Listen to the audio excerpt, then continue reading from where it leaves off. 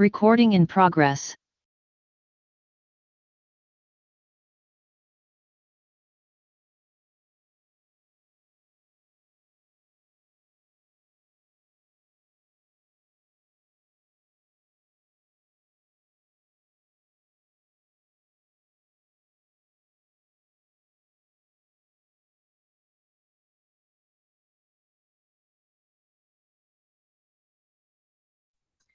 Қайырлы күн, әріптестер. Бүгінгі оқытуды бастайтын боламыз.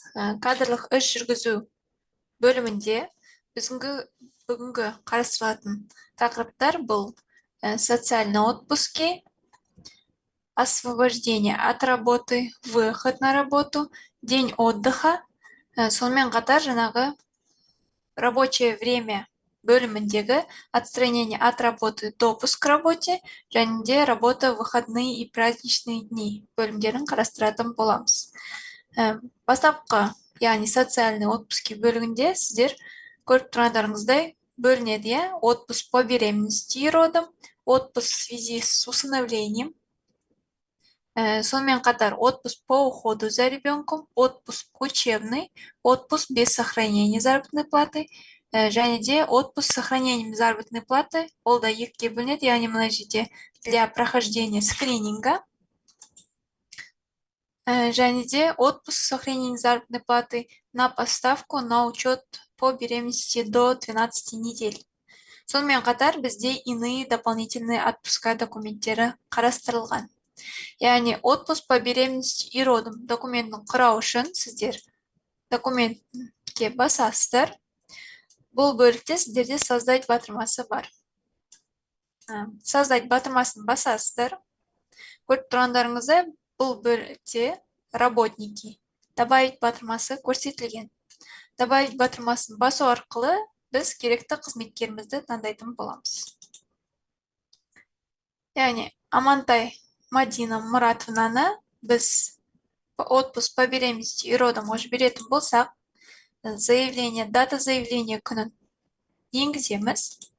Келесі кезекте дата началасын белгілеп өтетін боламыз. Бүгінгі күнмен десек, автомат түрде дни 126 күні дата окончаниясына автомат түрде енетін болады. Оң жақ бөлігіне қарайтын болсаңыздар, подтверждающий документ, яғни вид документіға басамыз. Бұл жерде сіздер показать все батырмасын арқылы лист о временной нетрудоспособности таңдайтын боласыздар. Яғни документтің номері болады, больничный, және де қай күннен бастап екендігі көрсетесіздер. Келесі кезекте выйти на работу, егерде қызметкеріңіз жаңағы отпуск по беременности и родамнан кейін жұмысқа шығатын болса, галочка қойылады.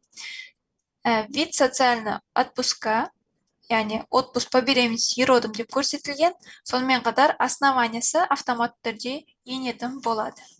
Келесі кезекте бізде дополнительно бөлімінде сіздерде міндетті түрде өздеріңіздің руководительдеріңіз еніп тұру керек. Записать батырмасын басамыз. Ішкі нормативті документ бар болған жағдайда міндетті түрде толтырылуы керек. Провести батырмасын басып, документ өткізілгендігін көреміз. Ендігі кезекте бізде печатный формасын қарайтын болсамыз, приказ дополнительно оплачиваемый отпуск бөлімінде.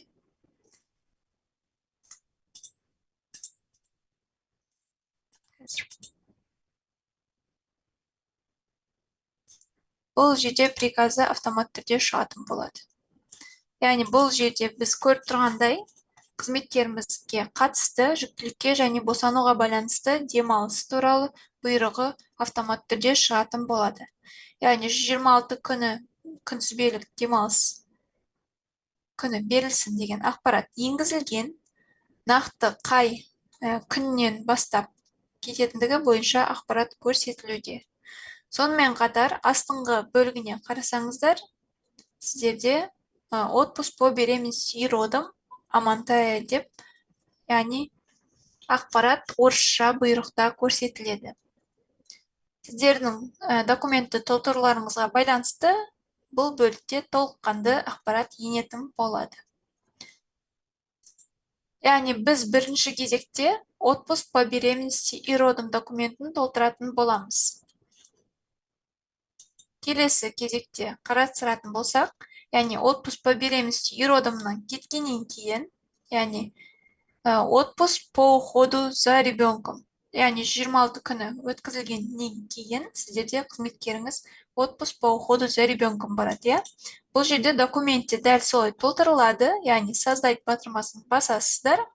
Бұл жерде, яғни добавить батырмасын басасыздар. Келесі кезекте сіздерде қызметкеріңізді таңдай отыра, сіздер сәйкесінше күнін белгілеп өтейтін боласыздар. Яғни, қайта айта кетейін, бұл жерде біз отпуск по беременности и родам енгіздік. Документте толыққанды дата окончаниясына дейін толтырылады. Ендігі кезекте по уходу за ребенком документі енгізілуі керек.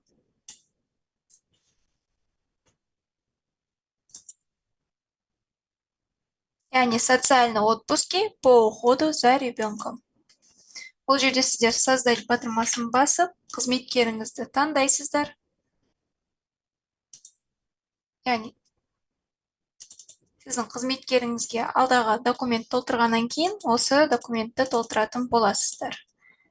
Бұл документте сіздер нақты заявление күнін жазасыздар. Және де қай аралықтан жаңағыдай кететіндігін жазатын боласыздар. Сіздер бұл жерде дата окончаниясында қоя аласыздар. Яғни бұл жерде календарь көрсетілген, жыл аралығын таңдай отыра, сіздер өздеріңіз таңдай аласыздар. Бұл жерде толыққанды ақпарат көрсетеміз. Вид бөлігінде қарасақ, показать все батырмасы арқылы сіздерде, яғни ақпаратты көрсетесіздер. Копия свидетельства о рождении. Қызметкеріңіз бала дүниеге келгеннен кейінгі жаңағы туу туралы куәлік бойынша документті толтыратын боласыздар.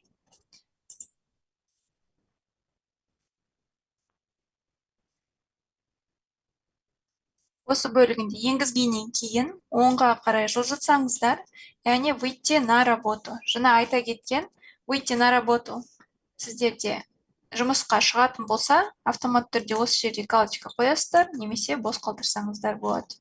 Бұл жерде вид автомат түрде социальный отпуск екенді көрсетіледі. Отпуск по беременности и родам деп. Міндетті түрде документті жазар кезде записать батырмасын басамыз. Мән беретін жағдай, документ номеріне енгізілген ешқашанда тиіспейміз. Приказ номерін және де қай күннен бастап екендігін белгілеп өтеміз. Ішкі нормативті документтеріңіз бар болған жағдайда бұл жерде сіздер құрайтын боласыздар. Яғни қазіргі уақытта ең маңызды ақпарат, яғни қызметкердің карточкасын таңдаймыз, дата заявлениясын енгіздік, дата начала және де дата окончаниясын қойып шығатын боласыздар. Дополнительно бөлімінде міндетті түрде сіздердің подписанттарыңыз енгізіліп тұру керек. Подписантта сіздерде руководство. Записать батырмасын басып, провести батырмасын басатын боламыз. Яғни біздің толыққанды ақпаратымыз сақталғандығын біз документтен көре аламыз. Яғни бұл жерде сіздерде провести батырмасы сұр болып енетін болады. Егер де қандай да қателіктер жасаған болсаңыздар, отменить проведениені басу арқылы дұрыстай аласыздар. Бұл жерде печатный формасында приказы көрсетілетін болады.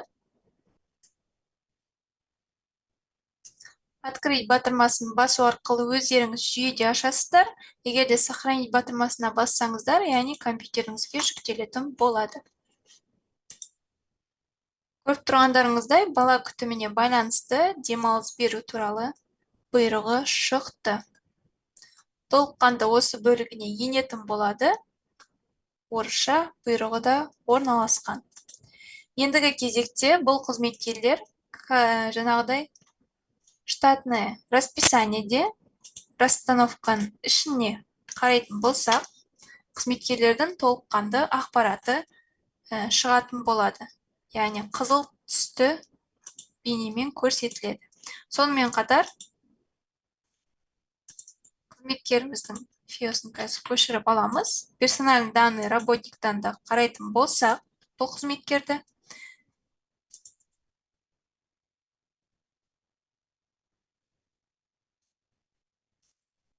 отсутствие на рабочем месте бөлімінде отпуск по беременности и родам ақпараты шығатын болады. Яғни бұл жерде толыққанды ақпарат еніледі. Сонымен қатар сіздер жаңағыдай подразделениясынан таба аласыздар.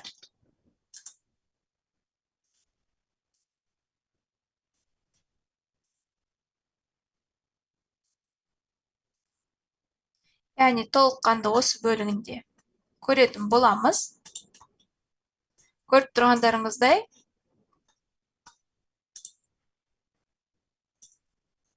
қызыл түспен енетін болады. Амантай Мадина Мұратовна, оң жағына қарасаңыздар, состояниясы отпуск по беременности и родам кеткенді бойынша ақпарат шығады. Және де отпуск по уходу за ребенком дәл сол ақпарат осы жерде қызылмен көрсетілетін болады.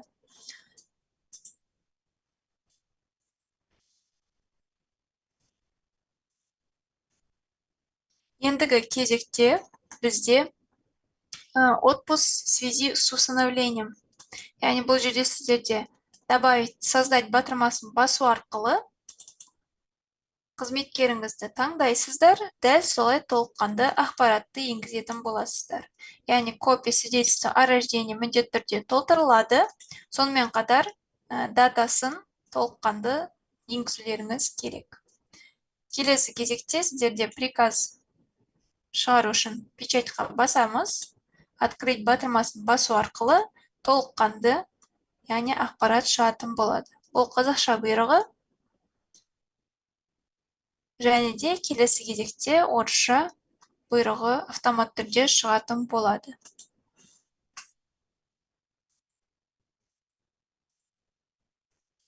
Келесі кезекте кадровое дело производства ішіне кіретін болсақ, жаңағы социальный отпускте бізде отпуск учебный. Яғни сіздерде учебный отпускқа кететін болса қызметкеріңіз, бұл жерде сіздерде создать батырмасы бар. Яғни создать батырмасын басу арқылы қызметкерімізді жібереміз. Келесі кезекте дата заявлениясы жазылады. Дата началасы жазылады. Және де бұл жерде сіздерде қай аралыққа дейін екендігін сіздер көрсететін боласыздар. Яғни сіздерде берілетін дата начала, дата окончания белгілеп өтеміз. Міндетті түрде содан кейін келесі бөлікте сіздерде подтверждающий документті енгіземіз. Заявлениясіне және де номер жазылады. Датасы қойылу керек. Келесі кезекте автомат түрде, яғни с сохранением заработной платы болса, сіздерде бұл жерде галочка қойылу керек. Және де выйти на работу. Осы отпуск ежегодныйдан кейін автомат түрде жұмысқа шығатын болса, сіздер бұл жерде галочка қоясыздар.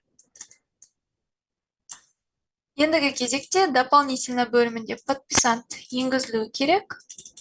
Соған қарай приказдың бұйрық номерімен жаңағы күні енгізіледі.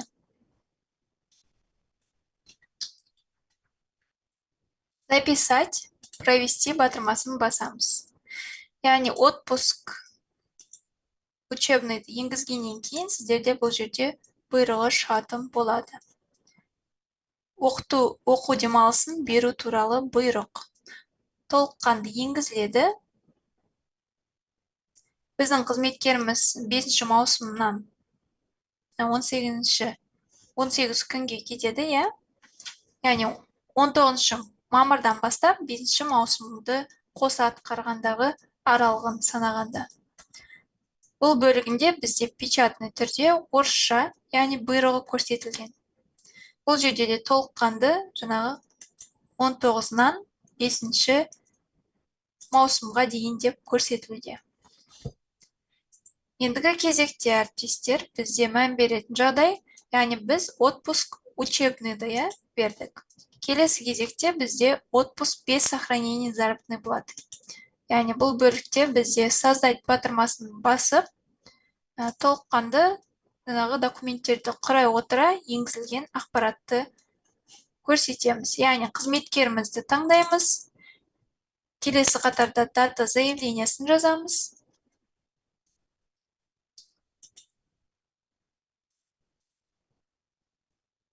Кейінгі бөлікте біз толыққанды, яғни енгізетін боламыз.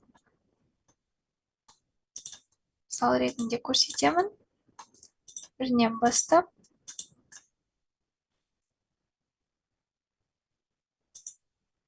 Яғни 12 күнге кететін болса, бұл жерде сіздерде освобождать ставку галочкасы неліктен қойылады. Яғни бұл қызметкердің жұмысын басқа қызметкер атқаратын болса, сіздерде галочка міндетті түрде қойылуы керек.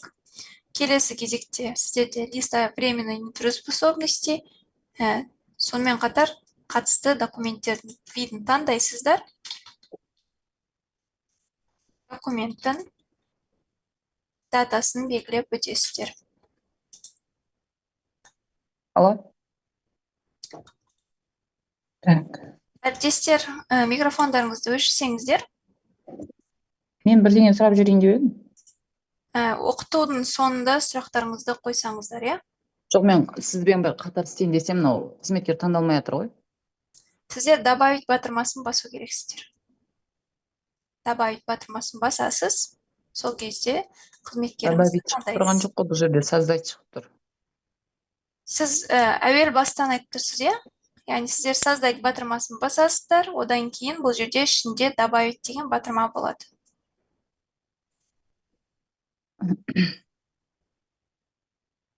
Сіз бірінші документті құрау үшін, яғни кадровое дело производства документке кіресіз, одан кейін создать деген батырмаға басасыз.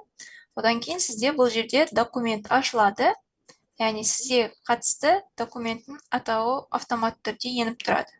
Сізде бұл жерде добавить деген батырма міндетті түрде болады. Яғни бұл сіздерге көрсетіп тұрғаным барлық ұйымдарда шығарылады.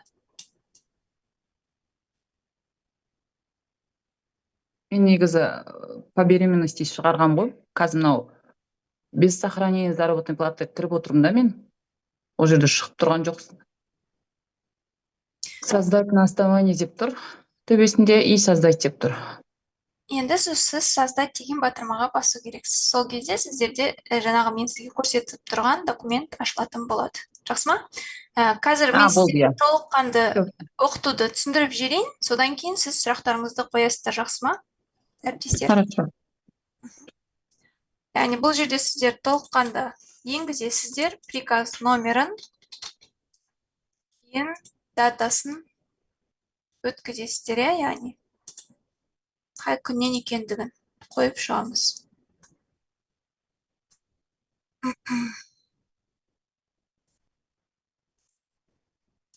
Бұл жерде міндетті түрде записать батырмасын басып отыру керек. Провести батырмасына басамыз. Келесі кезекте жаңағы печатный формасын қарайтын болсақ, приказ автоматты түрде шығатын болады. Яғни сіздер дополнительно бөлімінде сіздердің руководителеріңіз тұрғанын көретін боласыздар. Ол жерде бізде Мұратовтың жалақысы сақталмайтын демалыс туралы бұйрығы шықты. Және де об отпуске без сохранения заработной платы. Мұратова, толыққанды осы бөлікте ақпараты енетін болады. Яғни егер сіздер қате енгізсеңіздер, отменить проведениеге басатын боласыздар. Сол бөліктен дұрыстап енгізесіздер. Яғни документтің өткізілгендігі сіздерде бұл жерде жасыл галочка болады. Егер сіздер отменить проведениеге басқан болатын болсаңыз, жаңағы жасыл галочкасы алынатын болады. Сіздерде сонымен қатар бұл бөлікте отпуск сохранения заработной платы для прохождения скрининговых исследований және де отпуск сохранения заработной платы на поставку на учета по беременности до 12 недель деген бөлік бар. Яғни бұл жерде документтің құралуына қарайтын болсаңыздар, дәл солай енгізіледі. Яғни сіздер добавитпен қызметкерді енгізесіздер. Келесі бөлікте сіздерде яғни подтверждающий документі бар болса, толыққанды ақпаратты енгізіп, бұл жерде міндетті түрде даталарын дұрыс қойыңыздар, иә. Яғни дата началосын енгізесіздер, дата окончаниясы ол қоса атқарғандағы аралығын көрсетеміз. Және де пунктті автоматты түрде осы бөлікте шығатын болады.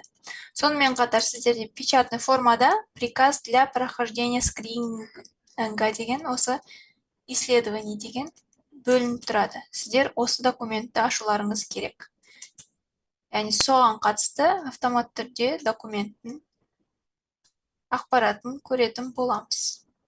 Көріп тұрғандарыңыздай, бабы мен тармағы толыққанды жазылатын болады, және де сіздер жіберген толыққанды ақпарат осы бөлікке енеді. Сонымен қатар, бұл бөлікте сіздерде приказы орысша, яғни орыс тіліндегі приказ автоматты түрде шығатын болады.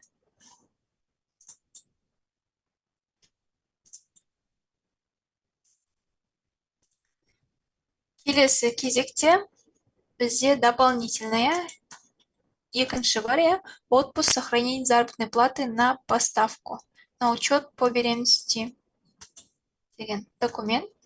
Дәл солай толтырылады, яғни қызметкерімізді таңдаймыз. Бұл жерде дата заявлениясы мен дата начала, дата окончаниясын енгізетін боласыздар. Сохранение заработной платы болса, бұл жерде сіздерде міндетті түрде галочка қойылуы керек. Приказы бұл бөлікте де орналасқан. Яғни сіздерде байқап отырсаңыздар, документтің толыққанды осы бөлігіндегі социальный отпуске бір документке сәйкес бәрінде толтырылуы бірдей. Иные дополнительные отпуска. Бұл документті құрау үшін сіздер жаңағыдай қызметкерлеріңіз таңдайсыздар. Келесі кезекте дата заявлениясын жазасыздар. Күнін белгілеп өтесіздер. Және де бұл жерде мән беретін жағдай, яғни вид основания деген бөлігінде сіздер қарайтын болсаңыздар, сіздерде бұл жерде толыққанды көрсетілген, 1 сентябрьға барған кезде день рождения работника, осы бөліктердегі ақпарат егерде сіздерде бар болса, наступление юбилейной даты, осы күнмен жіберілген жағдайда сіздер міндетті түрде осылай таңдауларыңыз керек. Основаниясын таңдағанға қарай сіздерде печатный формада да сол ақпарат шығатын болады. Келесі бөлік бізде освобождение от работы. Прохождение медицинских комиссия, яғни комиссия бөлімдеріне қаралатын болса, бұл жерде де сіздер создать батырмасын басасыздар. Келесі кезекте бұл жерде добавить батырмасын басамыз. Қызметкеріміз таңдаймыз. Дата заявлениясын міндетті түрде көрсету керек. Және де қай күннен бастап екендігін көрсетуіміз керек. 2 күнге кеткендігі бойынша ақпарат, освобождать ставку. Егерде керек маңызды болса, осы бөлігін қоямыз. Сонымен қатар қызметкеріңіз осыдан кейін жұмысқа шығатын болса, выйти на работу галочкасын қойып, келесі кезекте сохранение заработной платы, яғни төлемақысы сақталатын болса, бұл жерде галочка міндетті түрде қойылуы керек.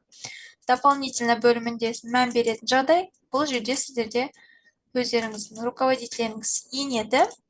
Записать батырмасын басамыз. Келесі кезекте жаңағыдай ақпаратты енгіземіз. Записать, провести.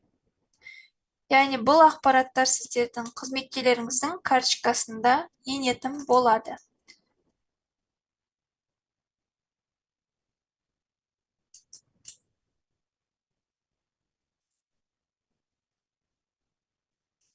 бұл жағында сіздерде медициналық комиссиядан өту үшін жаңағы Мұратовты жұмыстан босату туралы бұйрығы шығады.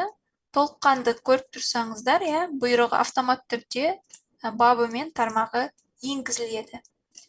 Келесі кезекте астына қарай жылжытсақ, дәл сол ақпарат бірақта орыс тілінде енгізілген. Яғни қазақ тілі мен орыс тіліндегі бұйрықтар автомат түрде шығатын болады.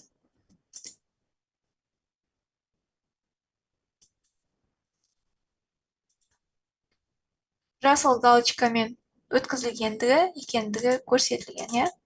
Біз егерде отменить проведениеге басатын болсақ, және шығып кеткен жағдайда бұл жердегі жасыл галочка жойылады. Келесі кезекте воинская служба, воинские сборы. Қызметкеріңіз әскерге кеткен жағдайда осы документті құрайтын боласыздар, яғни сіздерде создать батырмасын басасыздар. Бұл жерде сіздерде добавить деген батырма бар. Керекті қызметкерімізді таңдаймыз. Дата заявлениясы қашаннан екендігі көрсетілген. Дата началасын көрсетеміз. Және де қанша аралыққа кететіндігін көрсететін боламыз. Яғни сіздер осы бөліктен де жыл аралығын таңдай аласыздар. Бұл жерде бізде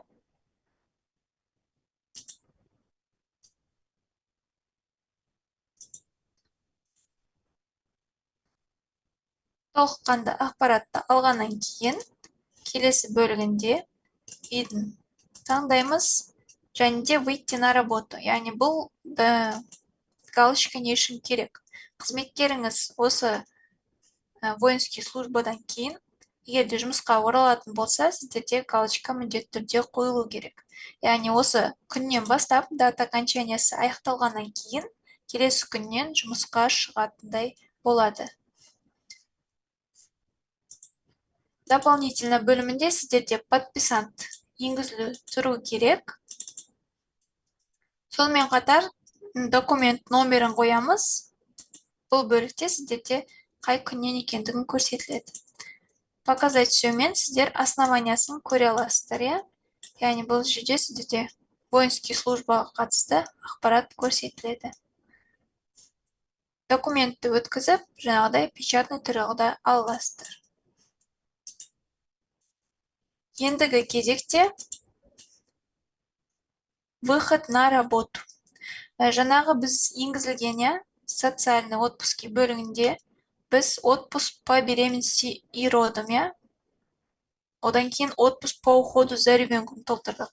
Яғни сіздің қызметкеріңіз отпуск по уходу за ребенкомнан ертерек досрочно шығатын болса, сіздер выход на работу бөлімін енгізесіздер. Егерде сіздерде дата окончаниясынан кейінгі келесі күні шығатын болса, сіздерге ештеңе толтырудың керегі жоқ. Яғни досрочно ғана шығатын бөлікті сіздер осы выход на работу бөлімінде толтырасыздар. Выход на работу из бөлігін қарастырамыз. Яғни мысал ретінде жаңа қызметкерімізді алатын болсақ,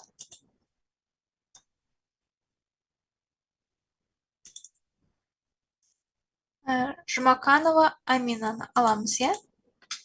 Бұл жерде бізде қызметкеріміз 2026 жылдың отпуск по уходу за ребенком кетті. Ендігі кезекте біз досрочный выход жазау үшін выход на работу из отпуска по уходу за ребенком толтыратын боламыз. Создать батырмасын басамыз. Бұл жерде добавить батырмасын басу арқылы автомат түрде қазіргі қызметкерлердің состояниясы көрсетіледі.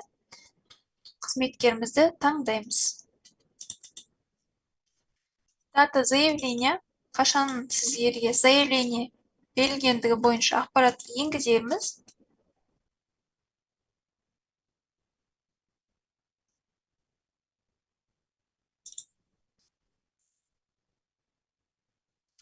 Және де сіздерде дата выходыны енгізетін боласыздар. Яғни қазір мен сіздерге мысал ретінде егер де қызметкеріңіз оған дейін ерте барған болса, 24 жылдар, 25 жылдар енді келетін болса, қазіргі аралықта сіздер осы бөліктен дата заявление күні мен дата выхода күнін таңдайтын боласыздар. Келесі кезекте приказ номерін таңдаймыз, және де қай күннен екендігін көрсетесіздер. Записать батырмасын басамыз, провести батырмасын басамыз. Автомат түрде бұл жерде сіздерде приказ о выходе на работу деген документ шығатын болады.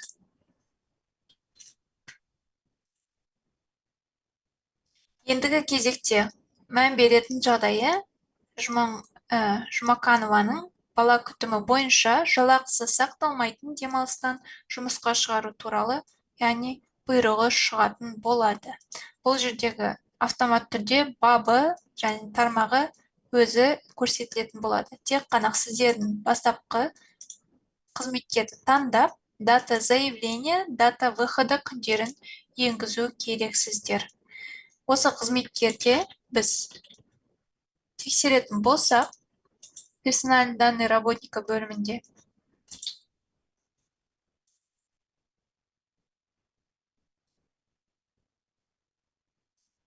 отсутствие на рабочем месте, яғни біз отпуск по уходу за ребенком енгіздік.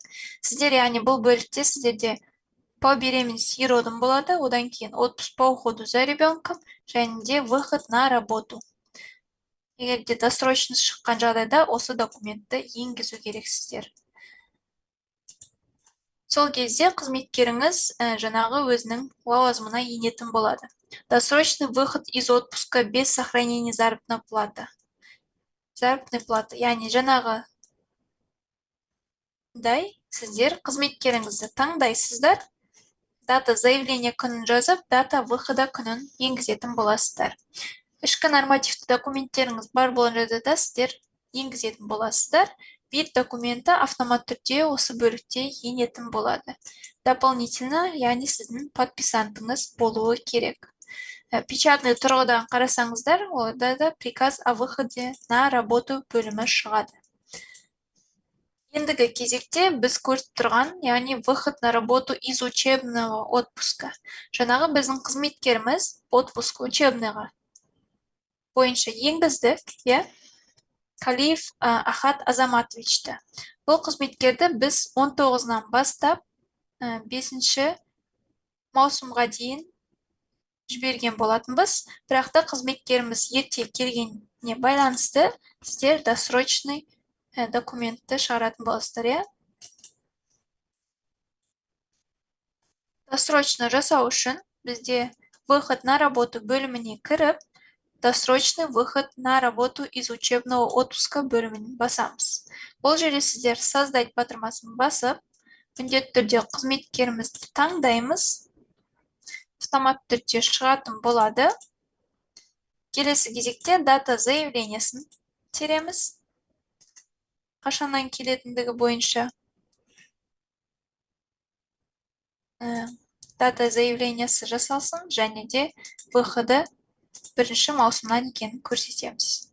Келесі дата, яғни подписантты белгілеп өтеміз. Подписант сіздердің руководительдеріңіз болуы керек. Номері автомат түрде шығады, яғни міндетті түрде записать батырмасын басамыз. Келесі кезекте сіздер қай күннен бастап екендігін көрсетесіздер. Записать, провести. Печатный формасында приказ о выходе на работу. Бұл бөлігін қарайтын болсақ, открыть батырмасын басамыз. Бұл жерде сіздерде автомат түрде оқу демалысы туралы бұйрық, содан досрочный выход жасалынады. Яғни сіздер қызметкерді отпускке жіберіп, одан кейін досрочный жасалынған болса, осы выход на работу бөлімін қарастырасыздар. Келесі кезекте выход на работу с воинской службы және де воинских сборов. Алдағы біз өткізген воинский службаға қатысты, егерде ертерек келетін болса қызметкеріңіз, сіздер дәл осы документті толтырасыздар. Бұл документте де дәл солай жасалынады, яғни қызметкеріңіздің тек қана бұл жерде қызметкеріңіздің фиосын таңдайсыздар, добавить батырмасымен. Келесі кезекте дата заявлениясын және де күнін шығаратын боласыздар. Автомат түрде бұл жерде документ, вид документі өзі енетін болады. Бұл бөлікке тимейміз.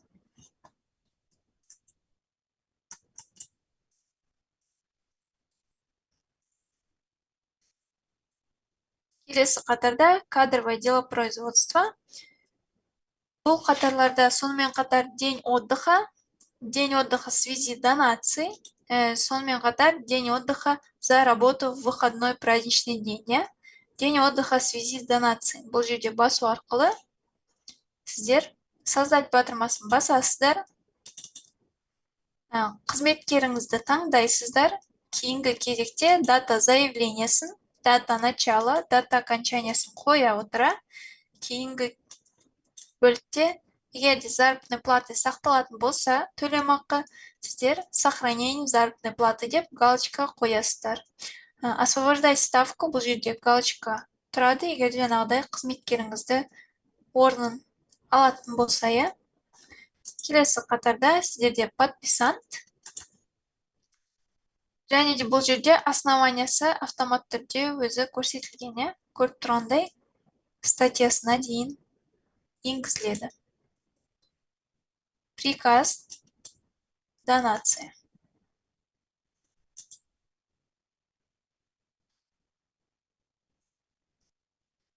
Яғни бұл жерде қызметкерімізге қатысты донор болуына байланысты асаналиге демалыс күнін беру туралы бұйрығы автомат түрде енетін болады. Бұл жерде халық денсаулығы және денсаулық сақтау жүйесі туралы кодекс бойынша көрсетілгендей ақпарат шығады. Міндетті түрде күндерін не мән беріңіздер, әріптестер.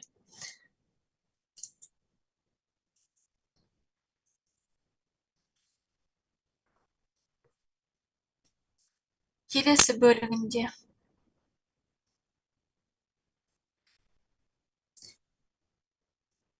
бізде совмещение, замещение, расширенный зоны обслуживания, доплата бөлімдері қарастырылған.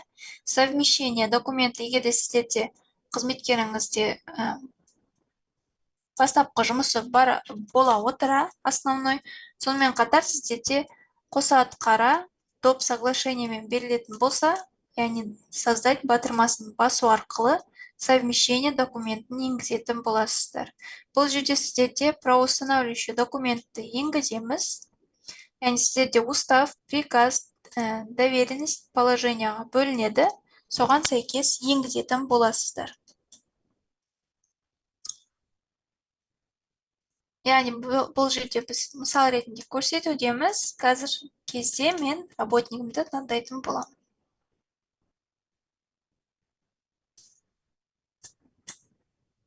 Яғни сіздерге қызметкеріміз таңдаймыз.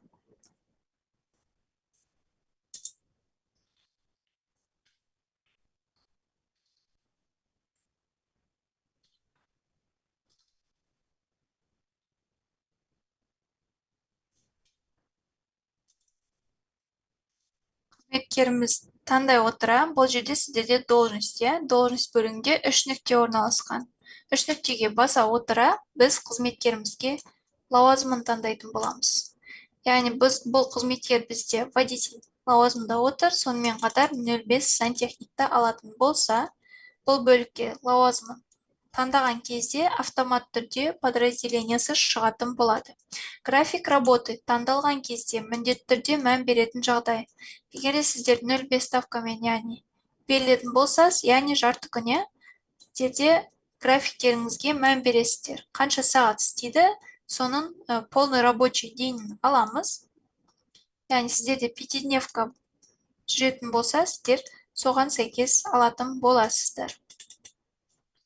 Бірақ та сіздерде ставка бөлімін таңдай отыра, бұл бөлікте сіздер жаңағыдай ставкасын 05 деп көрсетесіздер. Яғни сіздердің бұл толыққанды күннің 05 ставкасын алатын болса, жарты күнін жұмыс атқаратындығы бойынша ақпарат шығатын болады. Основание совмещения бұл бөлігінде сіздер показать. Все, батырмасын баса отыра көрсетілетін ақпаратты таңдаймыз, иә. Келесі бөлімде дополнительно. Сіздерде служебная записка болса міндетті түрде толтырылуы керек. Номер документа және де қай күннен екендігі көрсетіледі. Осы служебный запискаға сонымен қатар ответственныйды міндетті түрде белгілейміз. Протокол болған жағдайда номер протоколы және де қай күннен екендігін көрсетілу керек. Подписант бөлімінде сіздерде руководительдеріңіз енгізіледі. Келесі кезекте записать батырмасын басамыз. Бұл бөлікте сіздерде приказ номері болады. Мән беретін жағдай әріптестер, сіздер дата началасын байқасаңыздар, сіздер документті құраған күні автомат түрде сол күн дата началасы болады. Яғни сіздерде егерде одан кейінгі күндер болса, сіздер өздеріңіз таңдап алуларыңыз керек. Осы бөлікте мұқият болыңыздар. Записать, провести батырмасын басамыз. Ендігі кезекте қызметкерімізге совмещение берілген документті көру үшін біз келесі бөліктен қараймыз. Кадровые документы, персональные данные работника. Бұл бөліктен қызметкерімізді карточкасына кіреміз.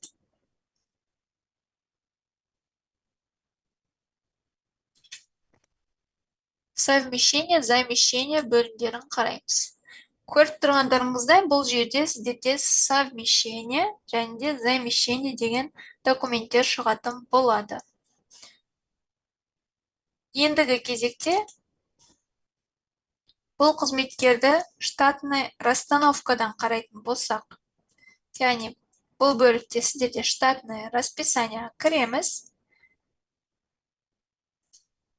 Штатный расстановкада сіздердің қызметкерлеріңіз орналасқан, қызметкеріңізді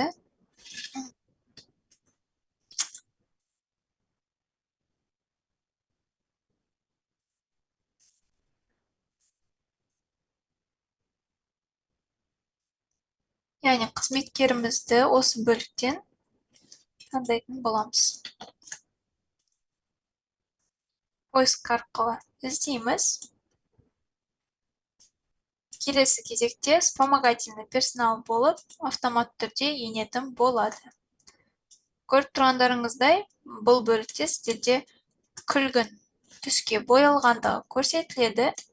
Яғни бұл жерде сіздерде ақпарат енгізілген. Совмещение деп автомат түрде көріп тұрғандарыңыздай шығады.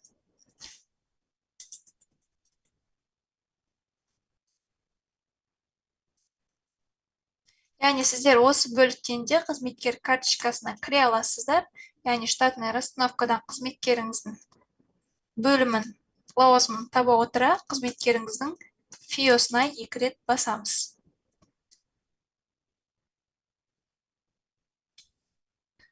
Бұл жерде сіздерде трудовая деятельности қазіргі лауазымы водитель лауазымда отырғандығы, сонымен қатар совмещение бөлімінде сіздерде жаңағы 28-нен бастап сантехник екендігі көрсетілетін болады.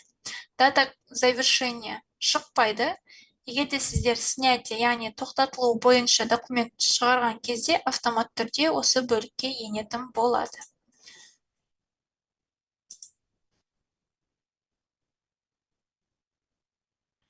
Көріп тұрғандарыңыздай, бұл жерде сіздер Абилова Асем Абиловнаны көресіздер. Бұл да қызметкер уборщик лауазымында. Және де оң жаққа қарасаңыздар, работает совмещение деп көрсетілген. Яғни осы қызметкерге біз енді жұмысы тоқтатылған бойынша ақпаратты енгізетін болсақ, қызметкеріміздің фиосын сақтап аламыз. Кадровое дело производства бөлімінде снятие совмещение документін толтырамыз. Яғни создать батырмасын басу арқылы бұл жерден біз поиск, показать все. Яғни қызметкеріміздің фиосын осы бөліктен табамыз. Аты жөнін табу арқылы енгізіледі. Ендігі кезекте бұл бөлікте сіздер көріп тұрғандарыңыздай қызметкерлеріңіз осы күнге дейін совмещение документтері бар ақпарат шығатын болады. Сіздер осы бөліктен қызметкеріңізді табасыздар.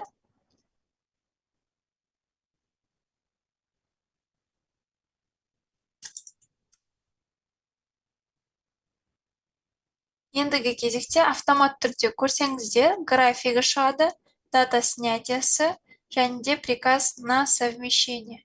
Сіздерде қашан құралғандығы және де қанша ставка алғандығы бойынша ақпарат енгізіледі. Снять ставок сонша енгізілсе, яғни сіздер тоқтатылатын болса толыққанды, осы бөлікте де шығады.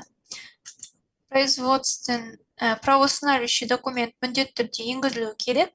Яғни сіздерде устав, приказ, доверенность немесе положение. Соған байланысты сіздер енгізесіздер. Келесі кезекте записать батырмасын басамыз. Яғни бұл қызметкерге біз снятие, дата снятиясы бүгінгі күнмен беретін болсақ, немесе 26-сынан не деп белгілеген болсақ, бұл жерде автомат түрде дата снятиясымен өткізілетін болады. Записать, провести батырмасын басамыз.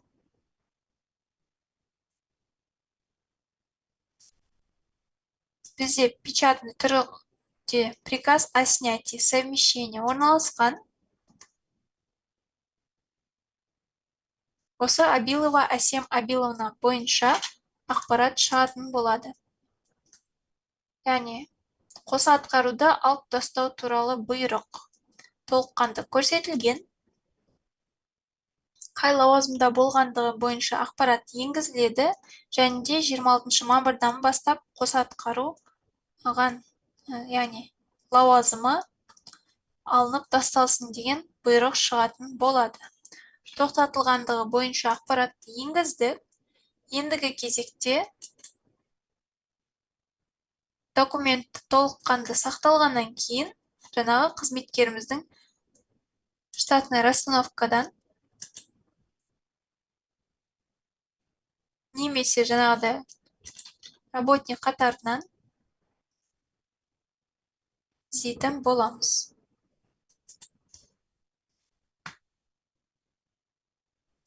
Көріп тұрғандарыңыздай, штатный расстановкада тек қана основной, яғни главный эксперт екендігі көрсетілетін болады.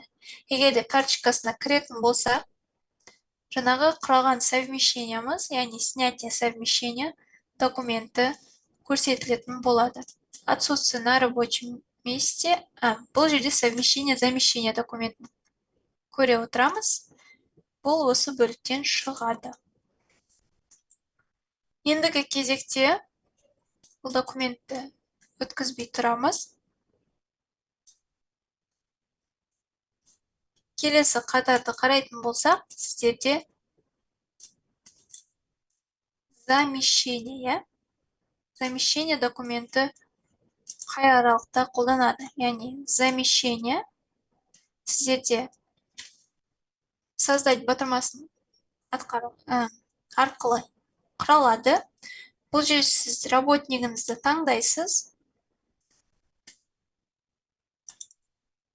Келесі кезекте лауазымын таңдаған кезде показать всемен ақпарат шығады. Көріп тұрғандарыңыздай, бұл жерде қызыл түсті лауазымдар енгізілген. Неліктен? Яғни сіздер ползунокты оңға қарай жылжытсаңыздар, қазіргі уақытта уақытша бос емес, яғни отпуск по уходу за ребенком, ежегодный отпускқа, немесе временной нетрудоспособность документтері құралған болса, осы бөліктен шығатын болады. Сіздер сәйкесінше қызметкер лауазымын таңдай аласыздар. Автомат түрде заменяемый работник өзі шығатын болады. Яғни причина отсутствиясы да автомат түрде көрсетіледі. Ендігі кезекте график работы. Соған сәйкес графигін таңдайсыздар. Келесі кезекте действует с. Яғни сіздерде егерде бүгінгі күннен жазылса, сіздер нақты қай күннен берілу керек, содан бастауларыңыз керек, иә? Бәлкім сіздерде бірінен бастап ертерек енгізген жағдайда осы бөліктерге мән беріңіздер. По міндетті түрде енгізіледі. Егер де сіздерде толық ақпарат болмаса, бұл жерде сіздер поны да өшіре аласыздар. Ендігі доплата бөлімінде сіздерге мән беретін жағдай. Міндетті түрде ставка деп таңдауларыңыз керек. Неліктен? Өйткені сіздің штатная численность, яғни ставкасын саналып, штаттық кестеде көрсетілетін болса, ставка деп таңдаулау керек. Егер де без доплаты, с доплатой деп таңдалған жағдайда, бұл ақпарат шықпайтын болады. Правоустанавливающий документ міндетті түрде әрбір документте толтырылуы керек. Дополнительно бөлімінде сіздерде подписант енгізіледі. Сонымен қатар, егер де сіздерде служебный записка бар болса, міндетті түрде енгізіле отыра ответственный алынуы керек. Яғни таңдалу үшін сіздер бұл жердегі үш бұрышқа басасыздар. Показать все батырмасын басасыздар. Келесі кезекте бұл жерде сіздерде номер приказы жазылады, және де жаңағыдай замещенияның қай күннен екендігін көрсетеді. Яғни қазіргі уақытта біз бұрынғы аралықта алатын болсақ, алдыңғы аралықты дата действует деп белгілеп өтеміз. Мен неліктен қазір сіздерде бұрынғы аралықты алудамын, сіздерге снятие совмещенияны түсіндіре кетейін. Яғни сіздер бұл жерде провести батырмасын басу арқылы печатный формадан дополнительное соглашение шығаратын көреміз.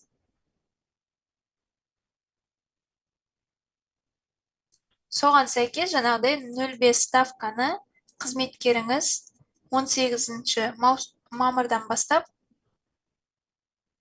жұмысын атқаратындығы бойынша ақпарат шығатын болады. Ендігі кезекте бұл қызметкеріміз егерде осы юрист маманынан жұмысы тоқтатылатын болса, сіздер не жасауларыңыз керек?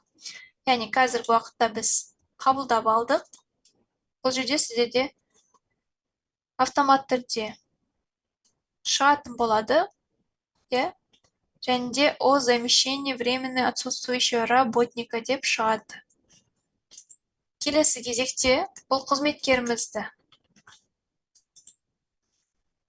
работник қатарынан қарайтын болсақ, жаңағы сіздерде карточкасында көрсетілген совмещение, замещение бөлімінде осы жаңағы документ шығатын болады. Көріп тұрғандарыңыздай, бұл жерде сіздерде жаңағы документ құралғандығы бойынша ақпарат көрсетіледі. Ендігі кезекте бізде снятие.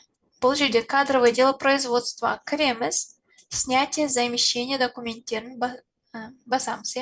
Бұл жерде сіздерде әрбіреуінде создать деген батырма бар. Создать батырмасын басамыз. Работник қатарында үш бұрыш көрсетілген. Бұл жерде показать все батырмасын басамыз. Яғни көрсетілген замещениялар, осы бөліктер автомат түрде шығады. Сіздер жаңағы қызметкеріңізді таңдайтын боласыздар. Көріп тұрғандарыңыздай дата снятиясы да автомат түрде шығады. Егер де бүгінгі күнмен кететін болса, осы бөлікте қалады. Егер де сіздерде өзгертулер жасалу керек болса, сіздер осы календарьға басу арқылы таңдайтын боласыздар. Немесе өздеріңіз қолмен де терсеңіздер болады. Приказ на замещение автомат түрде көрсетіледі. Занято ставок, яғни 0,5 ставка алғандығын, және де доғару бойынша снятие ставок бөлігі көрсетілген. Келесі кезекте сіздерде устав, приказ, доверенность немесе положенияға қатысты ақпаратты енгізесіздер. Ендігі кезекте номер приказа және де приказ қай күннен екендігін көрсетеміз. Записать. Міндетті түрде дополнительно бөлімінде сіздерде служебная записка бар болған жағдайда осы бөлікке енгізулеріңіз керек. Записать, провести батырмасын басамыз. Яғни сіздерде печатный формасын көре аласыздар. Сонымен қатар бұл бөлікте сіздерде инструкция бөлімі бар. Сіздер инструкцияға баса отыра, бұл жерде сіздерде видео нұсқаулықтар көрсетілген. Соны аша отыра, осы документті орындай аласыздар. Приказ о снятии замещения.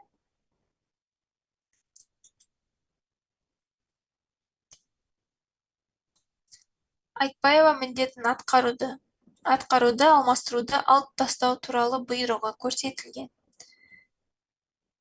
Яғни осы бөлікте бізде қазақша бұйрығы, келесі қатарға қарайтын болсақ, орысша бұйрығы көрсетіледі.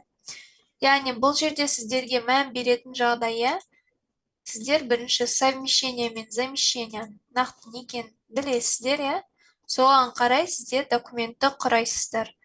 Көбіне сіздерде міндетті түрде вид, жаңағы ставка деген бөлімін таңдау керексіздер. Егер де сіздер ставка дегенді таңдамаған жағдайда, бұл сіздің штатный расписанияңызда мүлдем лауазымында отырғандығы бойынша ақпарат шықпайды.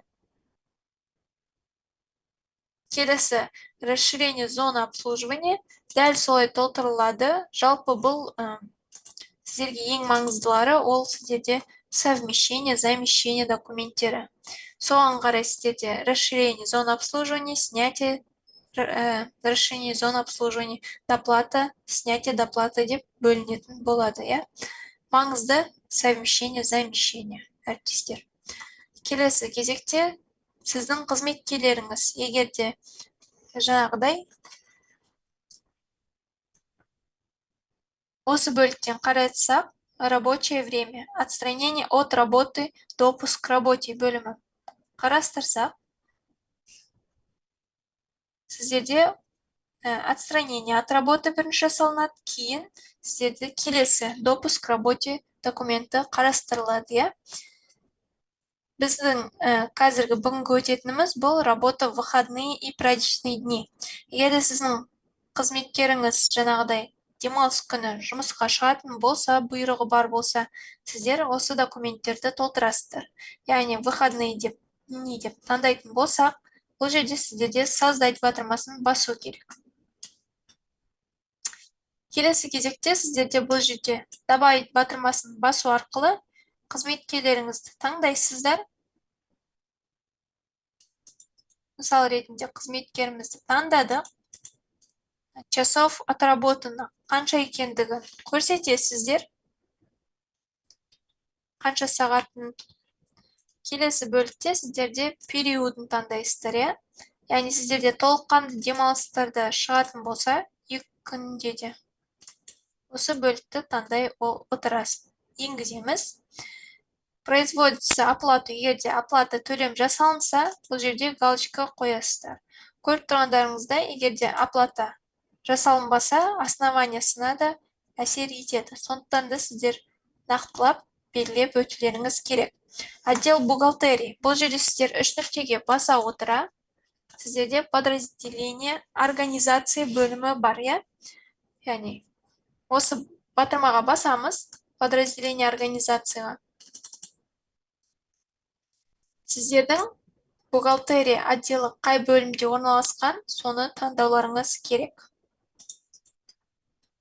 Көріп тұрғандарыңыздай, отдел бухгалтерия енгізілді, производит оплату деп көрсеттім.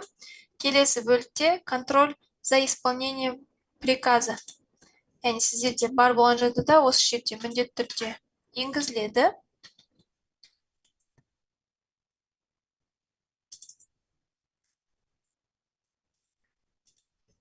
Және де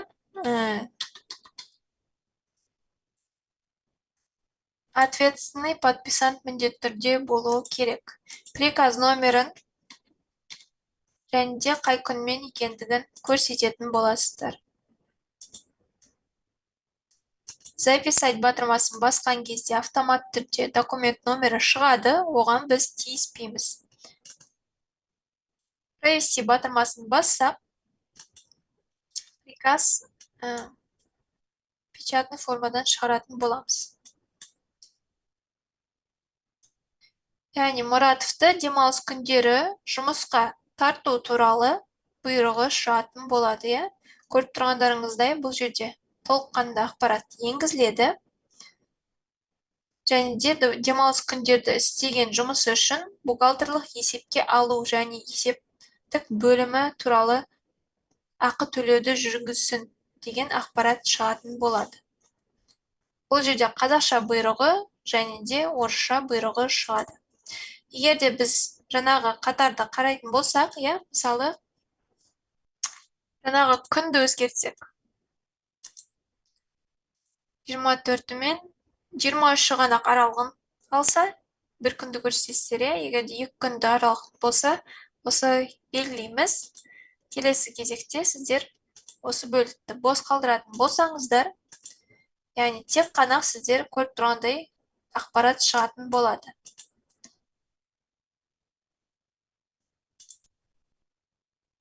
Бұл бөлікте сіздерде демалыс күндері жұмысқа тарту туралы, демалыс күндерді жұмыс істеген үшін Мұратовқа басқа күндері демалыс берілсін деген ақпарат шығады. Яғни сіздерде төлемақы жасалынбағандықтан сіздерде келесі күндерге демалыс бере алатындай болады. Бұл жерде сіздерде күндерін толыққанды енгізілді. Көріп тұрған ақпаратта сіздерде осы бұйрықтың орындалуын бақылау басшылықтың директоры, яғни берілсін деген ақпарат енгізілді. Негіздеме келісімі бойынша ақпарат, және де бұл жерде сіздер көріп тұрғандарыңыздай орысша бұйрығы шығады. Ендігі кезекте біз жаңағы выходные дни, қызметкеріміз демалыс күнде жұмыс істегені бойынша ақпаратты енгіздік. Енді қызметкеріміз сонымен қатар сіздерде бұл бөлікте праздничный дни, демалыс мереке күндерінде қызметкеріңіз жұмыс істеген болса, осы жерден сіздер создать батырмасын басып, дәл солай сол ақпаратты енгізетін боласыздар. Біз жаңағы выходные дни бердік, праздничный дни деген бар. Сонымен қатар егер де сіздерде демалыс және де мереке күндері бірге болып жатқан жағдайда осы документті толтыратын боласыздар. Сверхурочные часы, яғни сіздерде берілетін болса, бұл жерде де создать батырмасын басамыз, записать батырмасын міндетті түрде басып отыру керек, әріптестер. Бұл жерде добавить батырмасын басу арқылы қызметкерімізді таңдаймыз. Яғни қызметкеріміз таңдадық, қанша сағат жұмыс істейтін дегендігі бойынша ақпарат енгіземіз. Келесі кезекте бұл жерде сіздерде күн аралығын белгілеп өтеміз.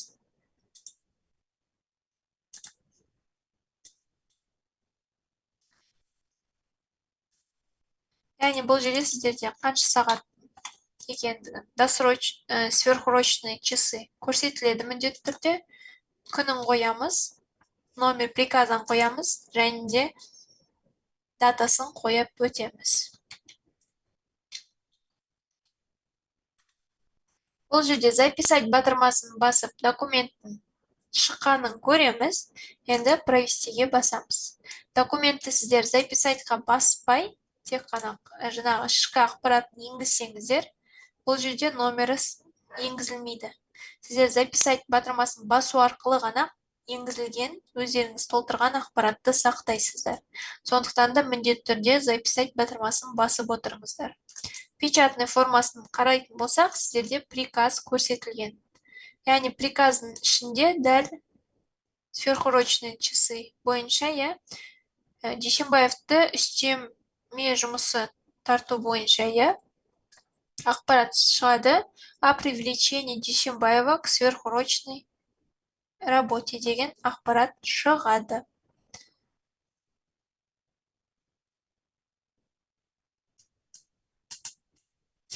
Ендігі кезекте әріптестер, егер де жаңағы біздің демалыс күндері сіздерде төлемақы жасалынбай, келесі сол жұмыс істеген күндері үшін демалыс алатын болсаңыздар, біз мысалы выходные дни жаңағы Мұратов Арман Шариповичқа орындадық, иә.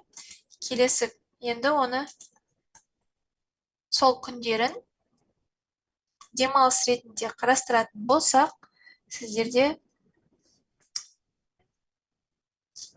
день отдыха за работу, выходные, праздничные дни деген бөлім бар. Яғни сіздер бұл жерден создать батырмасын құрайсыздар. Кейінгі кезекте добавить батырмасын басасыздар, жаңағы қызметкерімізді табамыз. Дата заявлениясын жазамыз. Яғни 23 мен 24 аралығында кетті қызметкеріміз. Бұл бөлікте біз дата начала мен дата окончания 2 күн енгізіледі. Және де выйти на работу. Содан кейін жұмысқа шығатындығы бойынша галочка қоямыз. Егер де сохранение заработной платы болса, сіздер галочка қоясыздар. Яғни бұл бөлікті енгіземіз. Дополнительно сіздерде подписант енгізіліп тұру керек. Приказ номерін және де қай күннен екендігін көрсететін боласыздар. Записать батырмасын басамыз. Провести батырмасын басамыз. Бұл жерде сіздерде печатный формасы бар, көрсетілген. Приказ, выход, праздничные дни, сонымен қатар.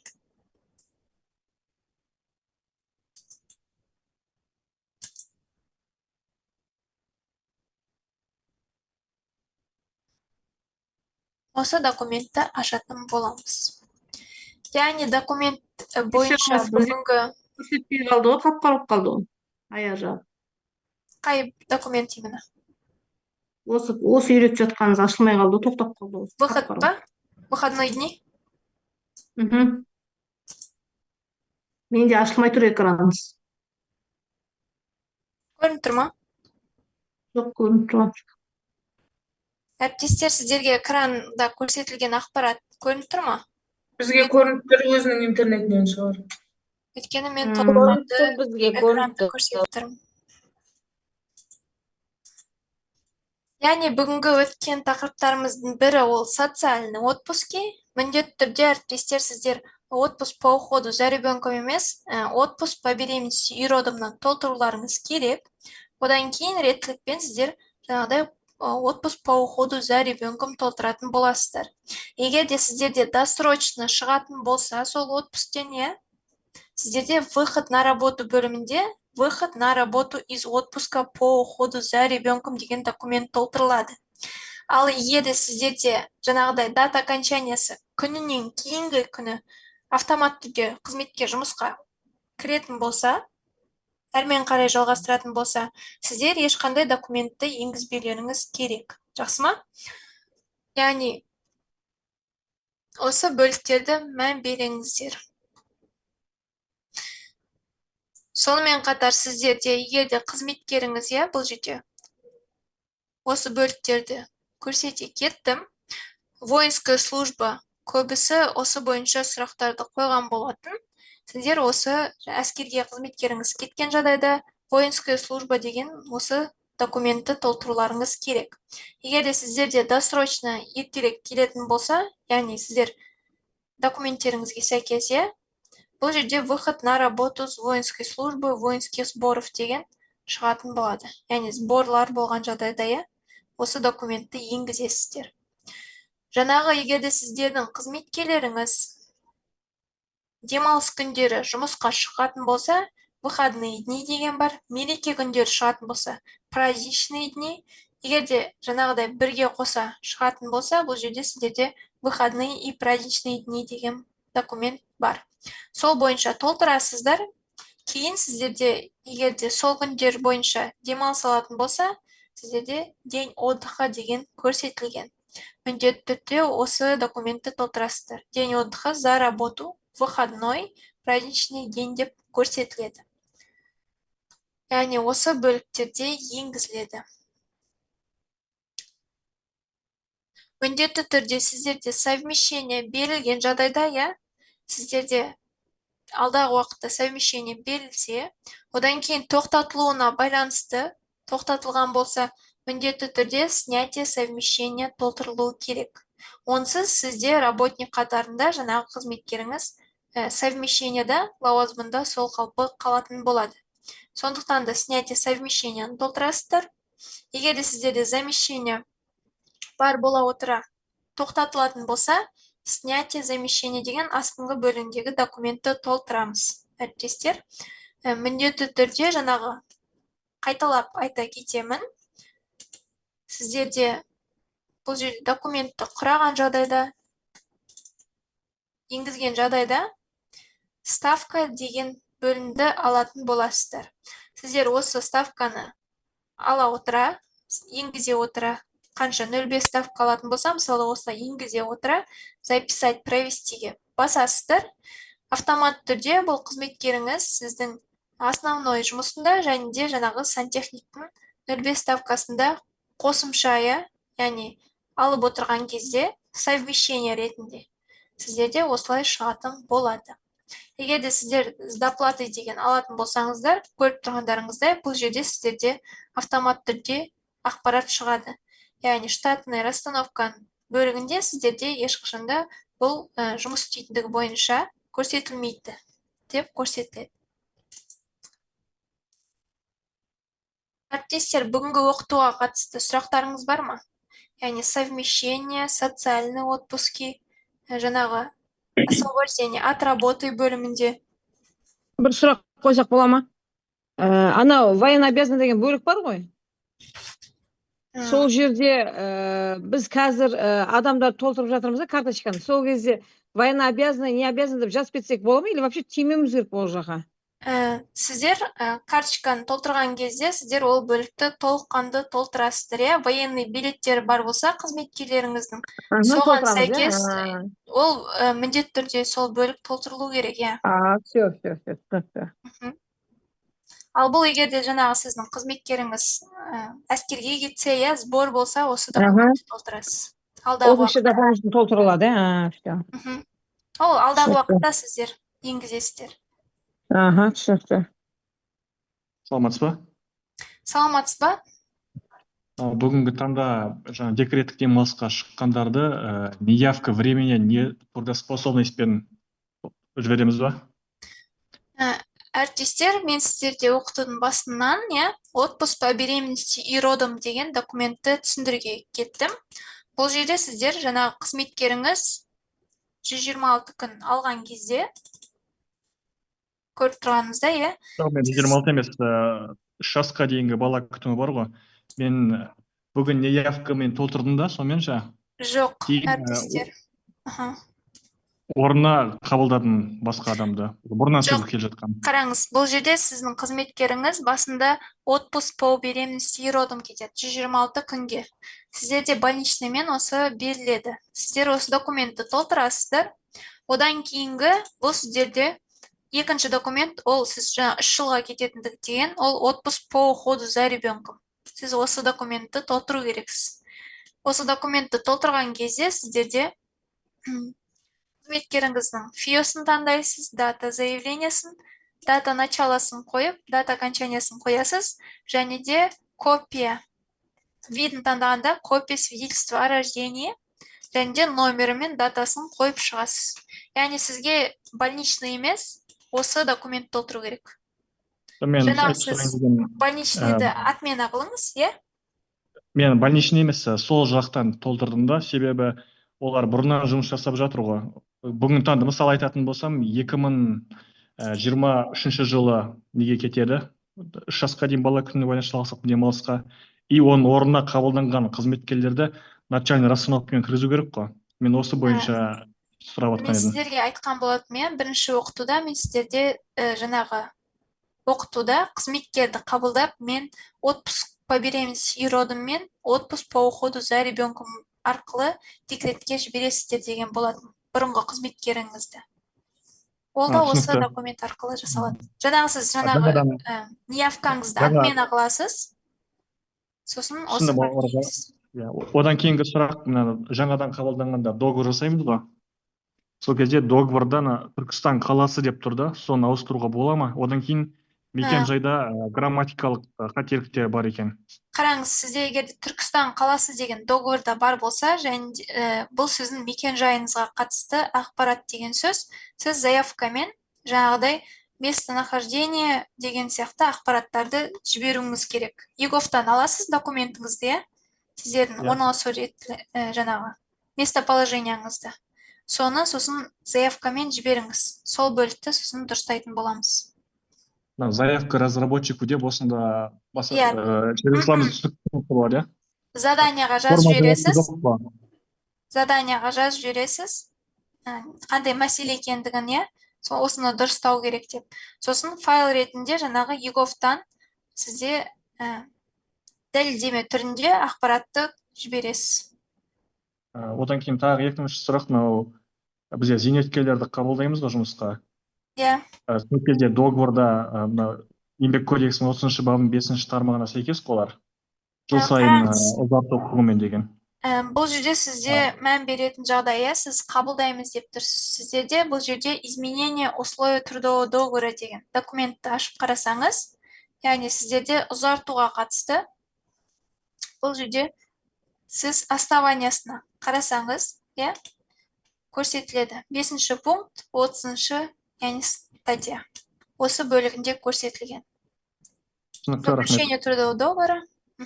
Все хорошо. Жақсы, сау болыңыз. Сосын тағы бір не бар еді, мынандай мәселе болып жатыр жұмыс барысында ше. Қызметкерлер басқа жақта жұмыс жасайды ғой, совместитель ретінде. Сол жақтан қателікпен енгізілген ақпараттар келіп жатыр да, аты жөні мен ЖСС-ні сәйкес болмай.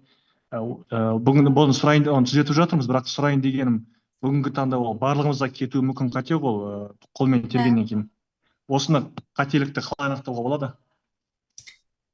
Әріптестер, сіздер жаңадан қызметкерді қабылдаған жағдайда, немесе енгізіп жатқан жағдайда сіздерде автоматты түрде шығады, мысалы такие имеется деп, немесе жаңағыдай ошибкаларды өзіңіз байқайсыз, жаңағы организациямен екінші байланысқа шығу керек болады. Көбінесе жаңағыдай фиодан қате толтырылған жағдайда сол кісілермен байланысқа шығып дұрыстаулар жүргізілуі керек. Жалпы сіздерде сонымен қатар интеграция бар. Интеграция бөлімінде интеграция сервисін GBDFL. Егерде кандидат бөлімінде сіздер ең арқылы табылмаса, сіз осы арқылы толыққанды ақпаратты өзіңізге жүктей аласыз. Яғни қызметкеріңіздің фиосы дұрыс жазылып, иіні дұрыс терілетін болады. Бұл жерде түсінгенім, осы жерде басамыз, содан кейін интеграция сервисін басқаннан кейін бүкіл сотрудник тексеру жеке-жеке ғой бұл жерде, Бұл жерде сіз қызметкеріңізді қабылдаған кезде, қабылдар алдында осы интеграциямен қолдана аласыз. Яғни міне инструкция GBDFL деген бар. Сіз қызметкеріңіз бойынша осы инструкция арқылы жасай аласыз. Рахмет көп. Сау болыңыз. Мен бір сұрағым бар еді. Қойсаңыз. Кешегі сабақ бойынша бір қайталап көрсетіп жібересіз ба маған? Опска түрлерін, опсканы қалай жұмысшылардың мамандық бойынша тіркеуін. Мен кеше жасап көріп едім. Еңбек несі деген таппай қойдым, ана графасы тура инструкциямен жасадым да, бірақ сіз сияқты сөне шықпай қойды графалары. Соны бір қайталап көрсетсе. Жақсы. Қазір қайтадан көрсетемін. Бірақ та сұрағым, мен сіздерге сол оқыту кезде айтқан болатым, тапсырма ретінде. Сіздер орындадыңыздар ма? Жалпы осы справочниктен сізден басқа, жаңағы сұрақ қойған қызметкерден басқа қызметкерлер енгіздіңіздер ме? Осы должность организацияға қызметкерге сәйкес отпуск күндерін енгізсін деп тапсырма ретінде берген болатынмын. Енгіздік бұл бойынша. Жақсы. Яғни әріптестер өздеріңізге жеңіл болу үшін осылай біртіндеп түсіндіре кетемін. Яғни қазір бірінші қызметкерімізді табамыз.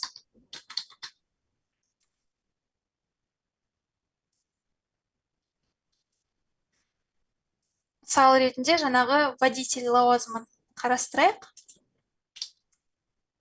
Кеше ғана өткізген болатынмын, иә. Справочнике должности организацияға кіреміз әріптестер. Сіздер әрбір лауазымға кірген бетте сіздерде осы бөлікте сіздер должности организацияда өздеріңізге сәйкес қызметкерлердің лауазымдары шығады. Сіздер сонымен қатар бөлім атауын жаза отыра таба аласыздар, немесе жаңағыдай біртіндеп әрбіреуіне кіріп таңдайсыздар. Бұл жерде сіздерде не заполнена должность еңбек деген барлығында осылай толтырылып тұрады. Оны бірінші сіздер осы ақпаратты енгізулеріңіз керек. Яғни ол ақпаратты енгізу үшін сіздер дополнительные требования к должности деген соңғы бағанға басасыздар.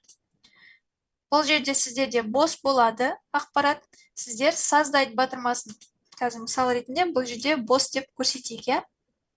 Создать батырмасын басамыз. Бұл жерде сіздерде должность еңбек міндетті түрде толтыру керек. Должность еңбек бұл справочник, яғни еңбек кезеттен алынған справочник. Соған сәйкес сіздер қызметкеріңіздің бұл жерде лауазымын таңдайсыздар. Лауазымға сәйкес ақпаратты аламыз, должностьті. Записать и закрыть дейміз. Ақпарат сақталғандығын көреміз. Міндетті түрде записать батырмасын басамыз. Келесі кезекте сіздерде бұл бөлігі, яғни сіздер должность, дополнительные требования к должности басылғаннан кейін келесі қатар предоставляемые отпуски деген документ бөлімге кіреміз. Сіздерде көбінесе сұрақтарыңыз осындай болады. Яғни сіздерде записать, добавить деген батырма көрінбей тұр деген сұрақтарыңыз туындайды, жаңа ғана туындап тұр. Яғни сіздерде оң жақта паузунок бар. Паузунокты жоғары қарай көтерсеңіздер, сіздерде создать деген батырма шығады. Сіздер осы создать батырмасын баса отыра, периодын, яғни сіздер 2026 жылдың ұйымы болғандықтан 01.01.2026 деп жазуларыңыз керек.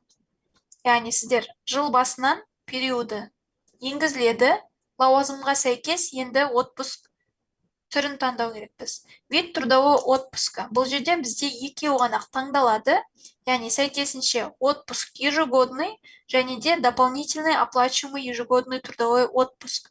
Яғни біз бірінші отпуск ежегодныйды таңдаймыз, размер отпуска қанша күн берілетіндігін көрсетеміз, міндетті түрде действиесін начать деп басамыз. Яғни толыққанды ақпарат енгізілгендігін көргендіктен записать и закрыть деп батырманы басамыз. Записать, закрыть батырмасын бассақ, яғни қайтадан кіріп қарасаңыздар да болады, толыққанды ақпарат сақталынып тұрғанын көресіздер. Егер де сіздер жаңағы екінші вид отпускын таңдайтын болсаңыздар, дәл солай, яғни бірінші периодын ауыстырамыз 01.01.2026. Вид трудового отпуска 3 бұрышқа басамыз, показать все батырмасын басамыз. Бұл жерде дополнительный оплачиваемый ежегодный трудовой отпуск деген номер екінші кодта көрсетіледі. Соны таңдайсыздар, сәйкесінше жаңағыдай берілетін күнін жазасыздар. Начать деп батырманы басамыз. Көріп тұрғандарыңыздай ақпарат осы бөлікке енеді. Егер сіздерде жаңағыдай ежегодный ғана отпуск болса, осы бөлікте сақтайсыздар, кейін записать и закрыть деп қызметкер карточкасына көшесіздер. Бірінші қадам ол сізде должности еңбекті толтырып, қызметкер лауазымына берілетін демалыс түрін таңдайсыздар да күнін белгілейсіздер. Енді работники қатарына кіреміз, қызметкеріміздің карточкасына кіреміз.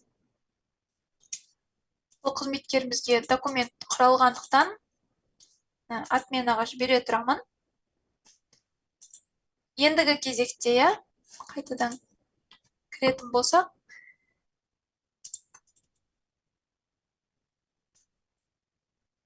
отсутствие на рабочем месте, остатки отпусков.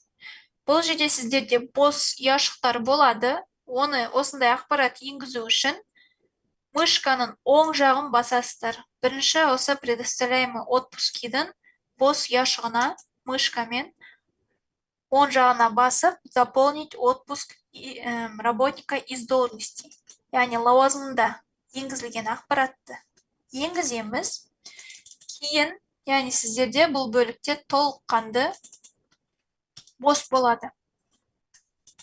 Көріп тұрғандарыңыздай, сіздерде астыңғы бөлігі де бос, үстіңгі бөлігінде жаңағы отпуск ежегодный ақпаратты енгізілді. Ендігі кезекте қызметкеріңізге егерде жаңағы қызметкеріңізде экологический отпуск бар болса, яғни тек қана қызметкеріңізге қатысты справка бар болса, Семей полигоны болғандықтан, мысалы Семей қаласынан берілетін жаңағы справка бар болса, қызметкеріңіз сол жақтан дүниеге келсе, сондай справкалар болады. Бұл жерде сіздер добавить батырмасын басып, вид трудового отпуска. Яғни бұл жерде лауазымға сәйкес берілетін отпуск түрлері. Яғни экологический, сіздерде дополнительный отпуск работника, состоящий в профсоюзе, сондай түрі бар, дополнительный отпуск по коллективному договору, дополнительный отпуск за стаж деген түрлері бар. Тек қана қызметкерге қатысты, лауазыма қатысы жоқ. Бұл бөлікте сіздер таңдайсыздар. Датасын таңдаған кезде мән беретін жағдай. Дата приема күнінің бастапқы күндерін аласыздар. Және де жылын 2025 немесе 26 деп таңдайтын боласыздар. Яғни қазіргі аралық біз 25 пен 26-ға бергендіктен осы бөлігін енгіземіз. Размер отпуска берілетін күнін таңдай отыра, начать деп действиясын белгілейміз. Міндетті түрде применить батырмасын басамыз. Көріп тұрғандарыңыздай, вручную енгізілгендіктен бұл ақпарат автомат түрде карточкасында шығатын болады. Егер де сіздерде мүлдем болмаған жағдайда, сіздер яғни бұл ақпаратты енгізбейсіздер. Яғни егер де қате енгізсеңіздер немесе осы қатарға 2 рет баса отыра, күнін өзгертесіздер, немесе толыққанды өшіру керек болса, клавиатурадағы делетпен өшіретін боласыздар. Көріп тұрғандарыңыздай толық өшірілді. Ендігі кезекте, яғни отпуск ежегодный берілгендігі бойынша ақпарат енгізілді. Енді астына қолданылған күндерін қойып шығу керекпіз. Яғни сіздің қызметкеріңіз 2022-ден келген болса, сол аралықтан осы жылға дейін толыққанды егерде қолданылған болса, отпуск күндері бұрынғы, сіздер осы жерде қолданылды деп 30 күндерін қойып шығасыздар. Мысалы, егерде 2024 пен 25 аралығында 18 күнін ғана қолданса, записать батырмасын басу арқылы бізде көрсеткенде, яғни қолданылған күндері шығады.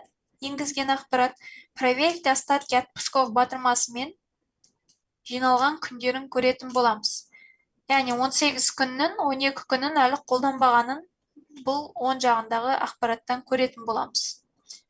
Сондықтан да әріптестер, толыққанды сіздер бірінші трудовой отпуск документ толтырмастан бұрын осы аралықтарды толтырып шығыңыздар.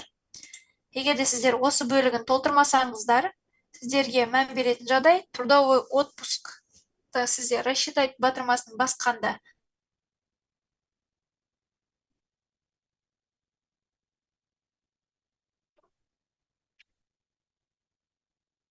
санап беретін аралы болады. Яғни сіздер 2000 жиналған күндері ретінде саналатын болады. Сондықтан да қолданылған күндерін автомат түрде осы бөлікке енгіземіз. Ендігі беріп жатқан трудовой отпуск немесе алдағы уақытта сіздер енгізетін трудовой отпускты сіздер осы бөлікке санамаңыздар. Яғни алдағы уақытта біз документті құраймыз, келесі жылдан бастап осы қолданылған күндерге біз тиіспейміз.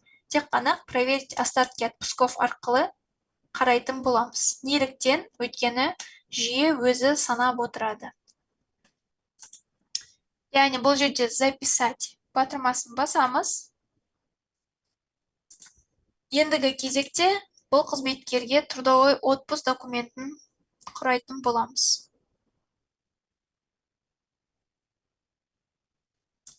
Яғни қызметкеріміздің фүйосын таңдаймыз. кадровое дело производства, трудовые отпуски документы. Бұл жерден сіздер создать батырмасын басасыздар. Мен алдыңғы күні өткізген документіме қарайтын болсам, яғни сіздер создать батырмасын басып, добавить пен толыққанды қызметкерге сәйкес ақпаратты енгізесіздер. Дата заявлениясын, дата началосын, кейін бұл бөлікте сіздерде дата окончаниясы бос болады. Сіздер дни отпуска қанша күнге беретіндігіңізді осы бөлікке толтырсаңыздар, автомат түрде дата окончаниясы өзі саналатын болады, әріптестер. Освобождать ставку. Егерде қызметкеріңіздің орнына басқа қызметкер жұмысын атқаратын болса, міндетті түрде осы галочка қойылады. Оздоровительный, әріптестер, егерде берілетін болса, сіздер галочка қойып, жаңағы ставка, қанша ставка берілетіндігін жазуларыңыз керек. Бұл ақпарат не үшін керек? Жаңағы сіздердің печатный формада автомат түрде жаңағы оздоровительныйға қатысты, яғни берілетіндігі бойынша қанша мөлшерде екендігі жазылатын болады. Егерде мүлдем берілмесе, сіздер бұл жерде галочканы алып тастап, 0 деп ақпаратты енгізесіздер.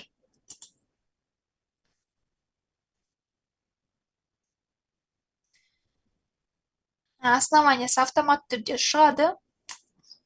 Ендігі кезекте әріптестер записать батырмасын басуды ұмытпаңыздар. Сіздер қызметкердің ақпаратын енгізгеннен кейін рассчитайтқа басқан кезде сіздерде ошибка шығады. Неліктен?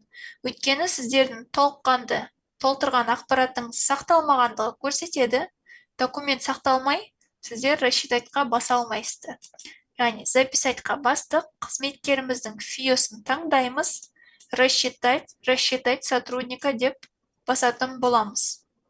Яғни көріп тұрғандарыңыздай, бұл аралықта сіздерде 25 пен 26 жыл аралығында отпуск берілгендігі бойынша ақпарат енгізіледі. Егерде жаңағы сіздер қолданылған күндерін белгілемесеңіздер, ол автомат түрде жаңағы 22 мен 23 жыл аралығындағы отпуск күндеріне берілген демалыс ретінде жаңағы саналатын болады. Яғни сіздер жүйеде дұрыс ақпарат енгізсеңіздер, соған сәйкес сіздерде жыл аралығы мен күндері саналатын болады. Ендігі кезекте сіздер дополнительно подписанттарыңызды белгілейсіздер. Записать, провести батырмасын басамыз. Печатный формадан қарайтын болса, сіздерде приказ о трудовом отпуске. Әріптестер, микрофондарыңызды өшірсеңіздер. Приказ о трудовом отпуске. Приказ о трудовом отпуске основной, дополнительный. Яғни жаңағы сіздерде дополнительный ежегодный отпуск берілетін болса, осы документ қолданылады. Сонымен қатар, егерде сіздердің қызметкеріңізде бөліп берілген болса отпуск аралықтары, мысалы 15 күнге алынды, келесі 15 күн екінші рет алынған кезде сіздер приказ о неиспользованной части отпуска документін құрайтын боласыздар. Қазіргі уақытта бізде приказ о трудовом отпуске приказын көреміз. Көріп тұрғандарыңыздай, толыққанды ақпарат шығады. Жыл сайынғы мақсатовқа жыл сайынғы ақы төленетін еңбек демалысын беру туралы бұйрық шығып тұр.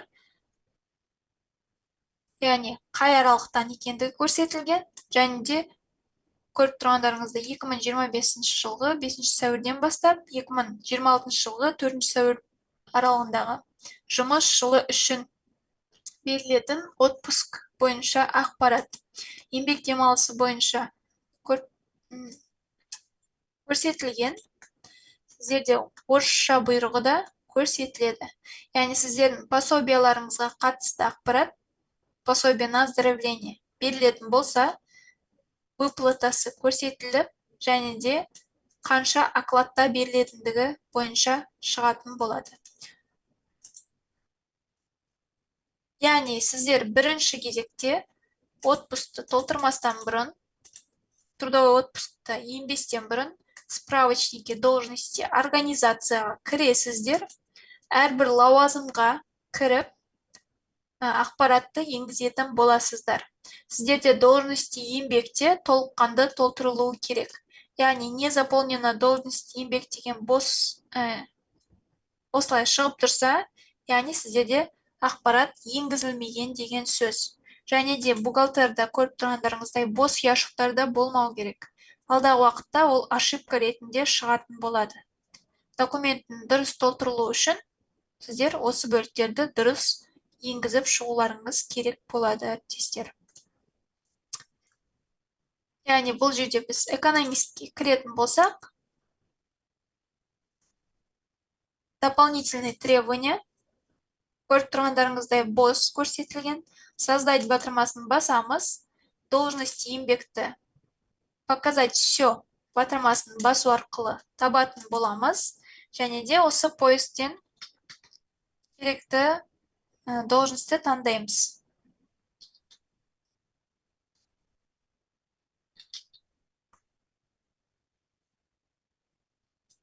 Яғни сіздерге сәйкес экономист, аналитик мысалы. Записать и закрыть деп батырманы басамыз. Ендігі кезекте предоставляемые отпуски. Бұл жерде сіздер создать батырмасын басып, периодын 01.01.2026 дейсіздер. Келесі кезекте вид трудового отпуска. Бұл жерде сіздерде отпуск ежегодный кетеді. Кейін дополнительный оплачиваемый ежегодный трудовой отпуск. Егерде бар болса, осыны таңдайтын боласыздар. Қазіргі уақытта отпуск ежегодный таңдадық. Сіздерде размер отпуска қанша екен, қанша, сол бойынша сіздер өздеріңіз енгізесіздер. Мысалы ретінде Осы жерде бір сұрақ отпускымды қойшы. алып отырмын. Осы жерден бір сұрақ қойшы. Осы жерге мен мысалға негізгі күнім 24 күн, қосымшам тағы да қосымшам бар, экологический 7 күн. 38 күнді толық жазайын ба, или тек қана негізгі күнді жазам ба? Жоқ, сіздер сәйкесінше жазасыздар. Отпуск ежегодный сіздерде бөлек саналады. Сіздер ол күндерді бөлек қоясыздар. Яғни сіздерде бұл жерде отпуск ежегодный бөлек, содан кейін сіздерде дополнительный бөлек жазылу керек. Бұл жерде сіздер содан кейін действиясын міндетті түрде басуларыңыз керек. Онсыз, жаңағы сіз егерде действие начатсыз өткізсеңіздер, алдағы уақытта көріп тұрсаңыз, бұл жерде яшығы бос болады да, документтеріңіз жаңағыдай шықпайтын болады.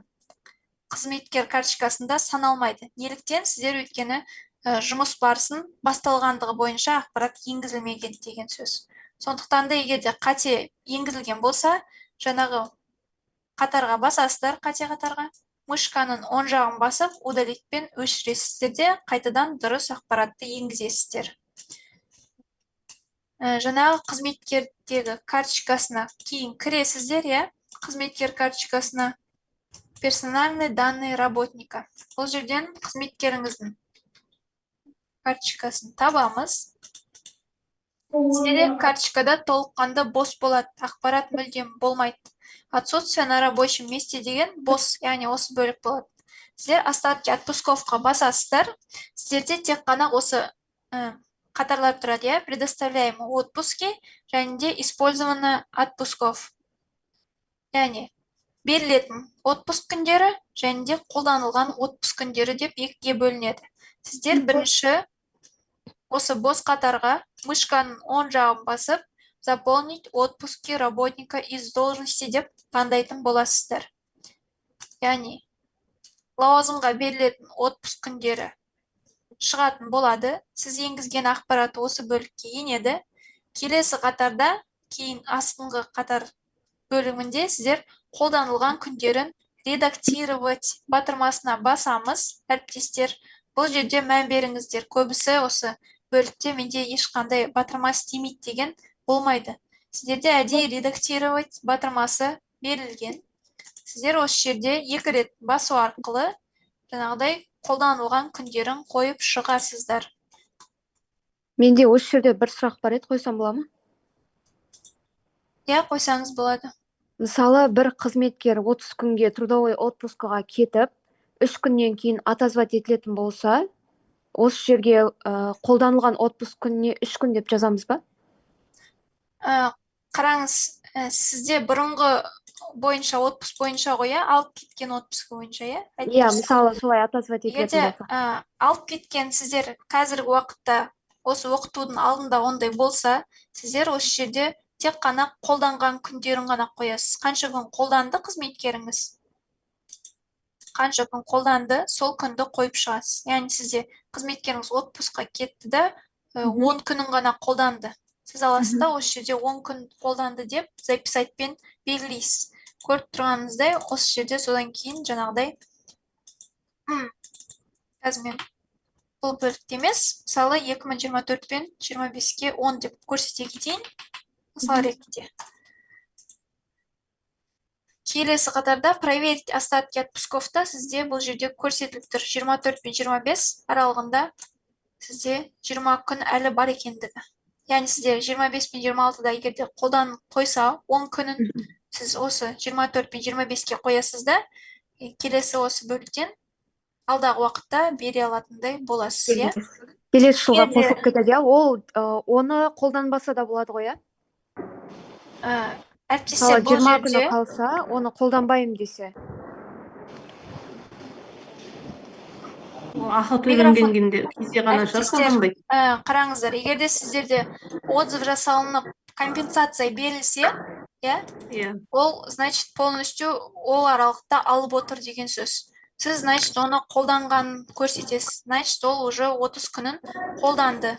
Иә, Түсініп тұрсыз ба? ақшасын толық алғаннан кейін 30 күн деп көрсетіледі ма? Иә, міндетті түрде ол көрсетілу керек. Неліктен? Өйткені ол уже компенсациясын алып отыр ғой сол аралыққа. Сондықтан осы жерден уже 30 күн деп қоясыздар. Мен Так, тағы бір менде сұрақ сұрақ қойшы бар осы еді. жерден. Менде сұрақ. Әріптестер, бір-біріне Бір сұрақ- сұрақтарыңызды қойсаңыздар, иә?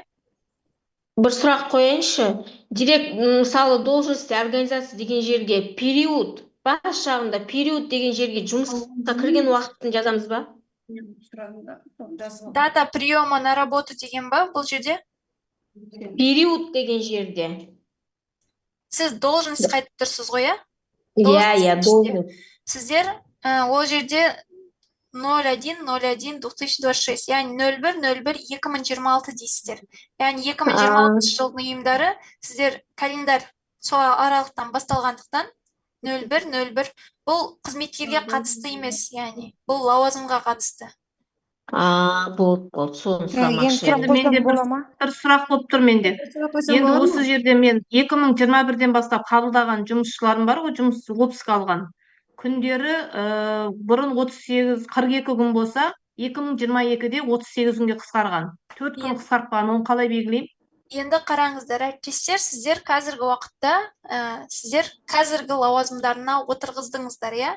Қазіргі лауазымдарына беретін аралық бойынша сіздер қолданылды деп көрсететін боласыздар.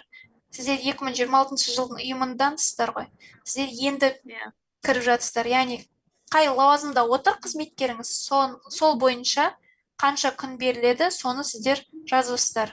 Қолданылған күндеріне де сол күнді қолданғандығы бойынша қойып шығасыздар. Басты мақсат сіздерде остатки отпусков не үшін жасалынған.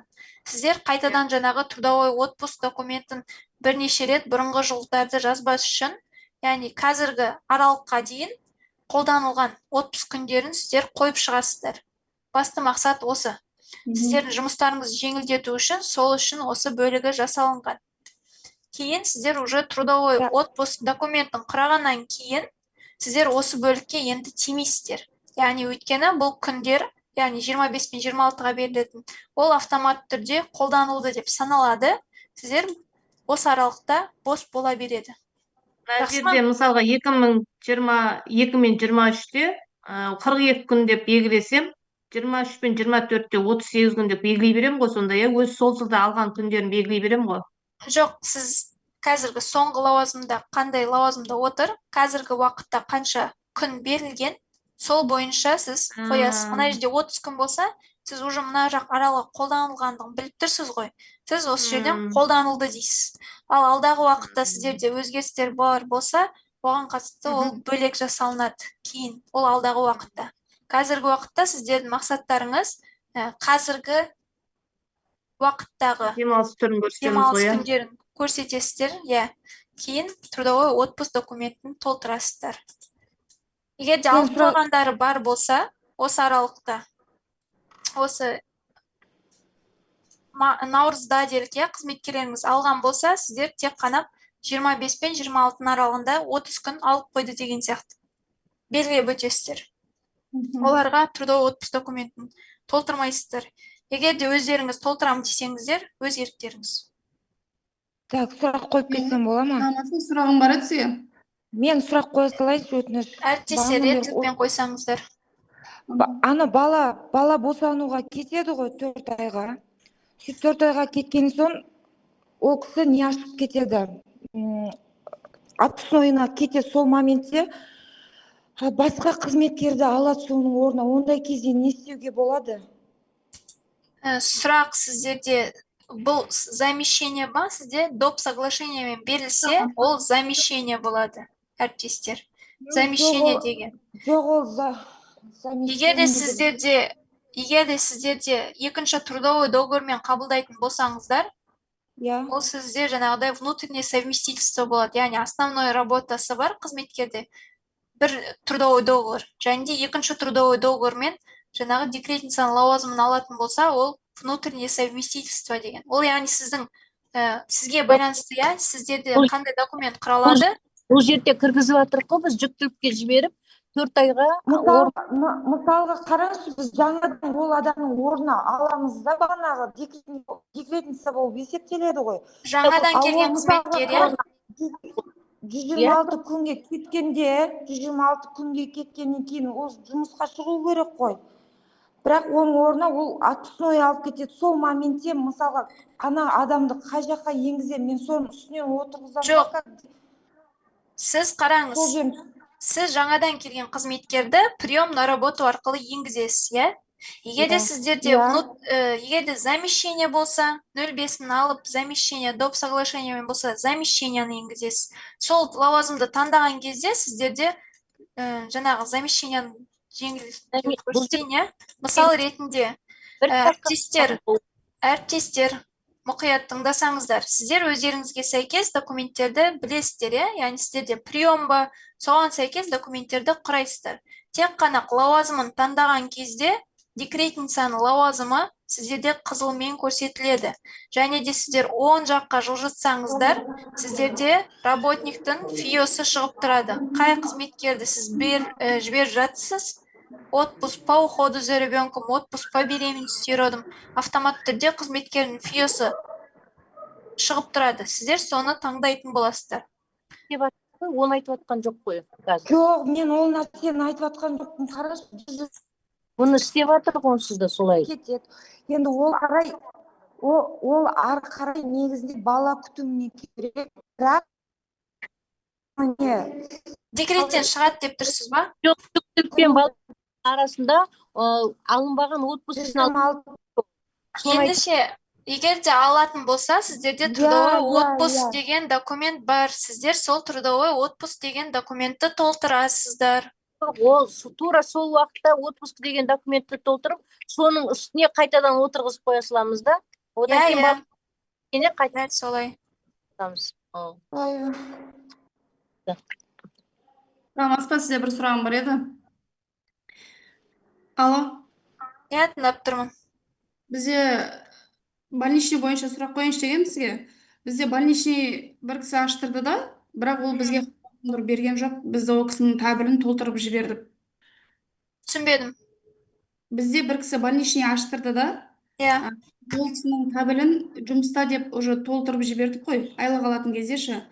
Ол кісі бірақ больничныйге шыққан еді. Оны қалай дұрыстауға болады? Қараңыздар, әріптестер, сіздерде әлі табельге қатысты ақпарат айтылған жоқ, нақты көрсетілген жоқ. Сіздер алдағы уақытта сіздер неявка деген документті толтыратын боласыздар, неявканы толтырғаннан кейін сіздерде жаңағы табельге қатысты документ мен түсіндіретін боламын. Ол 5-ші күні болады, яғни толыққанды осы командировка, больничныйды енгізгеннен кейін сіздерге осы документті көрсете отыра мен түсіндіремін. Яғни ол жерде сіздерде қызметкеріңізді тек қана алып тастап, қайтадан таңдау мүмкіндігі бар. Тек бір қызметкерді алып, қайта перевыбрать етесіз. Ол алдағы уақытта сіздерде айтылады. Яғни қазір мен кірсем, толыққанды шатасасыздар. Сондықтан да реттілікпен жаңағы бүгінгі өткен тақырыптар болса, сұрақтарыңызды қойсаңыздар. Жақсы ма? Жоқ, сол бізде сол мәселе болып тұрады, соны сұрай салайыншы дегенмін ғой. Негізі болады, иә, оны табельден бір адамды алып тастап, сол кісінің больничный орнына жазып, мүмкіндік бар. Мүмкіндік бар, иә? Иә. Аха. Кешірім сұраймын, тағы бір сұрақ бар еді. Мен қазір кеше еңбек темасына байланысты мәліметтерді енгізіп қазіргі таңда еңбек темасын жіберейін десем, жіберілмей жатыр. Рассчитать деп басам ғой. Сол кезде нет қараңыз, сізде нет использовать не деген, ол жаңағы сіздің қызметкеріңізге кіріп, жаңағы қолданылған күндерін қараңыз. Использованы, яғни сіз бұл жерде отсутствие на рабочем месте, остатки отпусков. Егер сіз 25 пен 26 аралығында отпуск беріп, осы бөлікке қолданылды деп қойсаңыз, яғни қолданып қойды деп, сізге трудовой отпуск документі рұқсат етілмейді берілгенге. Неліктен? Өйткені сіз оны қолданып қойды деп қойдыңыз. Бұл жерде сізде редактировать батырмасын басып, жаңағы 25 пен қай аралыққа берудесіз, отпуск аралығын сол жерде 0 болу керектігін көресіз. Кейін записайтты басып, проверить остатки отпусковтан жаңағы жиналған күнін тексеретін боласыз. Жақсы ма? Мен биылғы жылда қалдырып қойдым ғой, бос қылыш, мысалы, остатки отпускы басамын, проверить деп басқан кезде. Сізде бұл бөлігінде бос болып тұрма, ешқандай документ тұрған жоқ па? Иә, тек документ тұрған жоқ ешқандай, иә. Яғни сіз остатки отпусковқа бассаңыз, бұл жерде сізде осы аралықта бос болса, сіздерде жиналған күні болуы керек. Сіз жаңағы 94-95-ке жазыңызшы, сол бойынша қарап жүремін. Жақсы ма? Хорошо, рахмет. Әріптестер, бүгінгі оқытуға қатысты сұрақтарыңыз бар ма? Ертеңгі күні біз 4-ші күн ертеңгі оқыту болады. Сол кезде біз келесі тақырыптарды қарастыратын боламыз.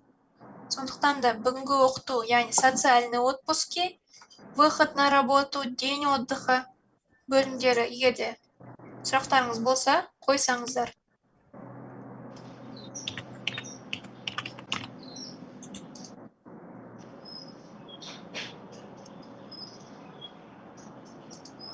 Енді біз отпуск дегеннің бәрін бұрған өзіміз істеп жатырмыз. Пока сол бойынша істеп, өзіміздің приказымызбен шыға берсек болады ғой, бұл мен емес.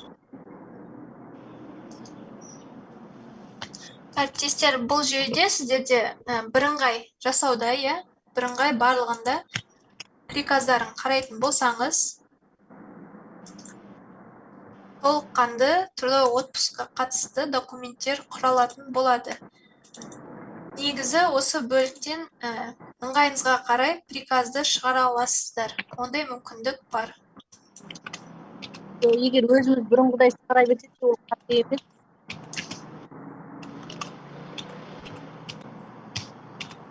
Сол приказды қалай шығаратынын тағы бір көрсетіп жібересіз ба? Осы жерден жүктеп. Кадровое дело производства. Мысалы, сіздердегі документке кіресіздер, иә? Бұл жерде сіздерде печать деген бар. Печать, бұл жерде приказ түрлері бар, иә? Яғни приказ о трудовом отпуске берілсе сіздерде, сол батырмаға басасыздар. Сіздерде сохранить деген ол компьютерге жүктеледі, автомат түрде. Ал открытьпен сіздер жүйеден шығарасыздар, яғни жүйеден тек қана осылай шығып тұрады. Егерде толыққанды сақтау үшін, жаңағыдай, осы бөлікке еніп, сохранить файл деп сақтайтын боласыздар. Сохранить етілгеннен кейін барып, үстіндегі өзіміздің нені қоя берсек болады ғой, эмблемамыз ше, мекеменің.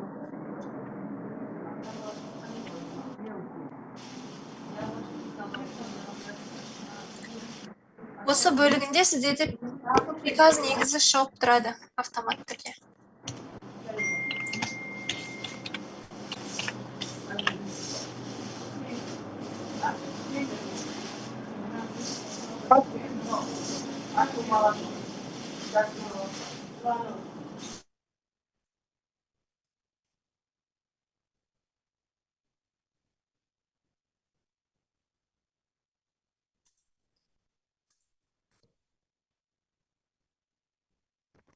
әріптестер, сұрақтарыңыз болса, микрофонды қосып, сұрақтарыңызды қоя аласыздар. Саламатсыз ба? Саламатсыз ба? Болады ма? Бізде основной сотрудниктерді бәріне отырғызып қойдық та біз, Кентау қалалық емханасы. Енді соның орнына замещающий сотрудниктерді қалай отырғызсақ болады? Соны айтып жібересіз ба? Сізде қандай жағдай болып тұр, яғни декретница кеткен? Иә. Сізде жаңадан келген қызметкерлерді прием на работу арқылы енгізесіздер, иә? Ал оған дейін, яғни бұрынғы қызметкерлеріңізді барлығын начальныймен жаңағыдай кадровое дело производства арқылы қабылдап енгіздіңіздер. Тек қана лауазымын таңдаған кезде мен сіздерде мысал ретінде жаңағы прием болсын, иә, начальная расстановка болсын, лауазымын таңдайсыздар ғой, сол бөлікте таңдаған кезде сіздерде қызыл түсті лауазымды таңдасаңыздар, бұл жаңағы қазіргі уақытта уақытша бос орын. Яғни сіз ползунокты оңға қарай жылжытсаңыз, сізде фиосымен тұрады. Яғни сіздер егерде отпуск по беременности и родам Амантай Мадинаның орнына қызметкеріңіз таңдасаңыз, сол лауазымға 2 рет бассаңыз қабылдай аласыз. Яғни бұрынғы қызметкерлеріңізді солай қабылдап алуларыңыз керек еді. Ал қазіргі жаңадан келетіндерді, осы дүйсенбіден бастап сіздер жаңадан келген қызметкерлеріңізді барлығын прием на работу в организацию арқылы қабылдайсыздар. Бізде сол жаңадан келмеген, сол бұрыннан істеп бұрыннан сіздер қазір сіздерде начальная расстановкамен қабылдап алыңыз ендеше. Жарайды, рахмет.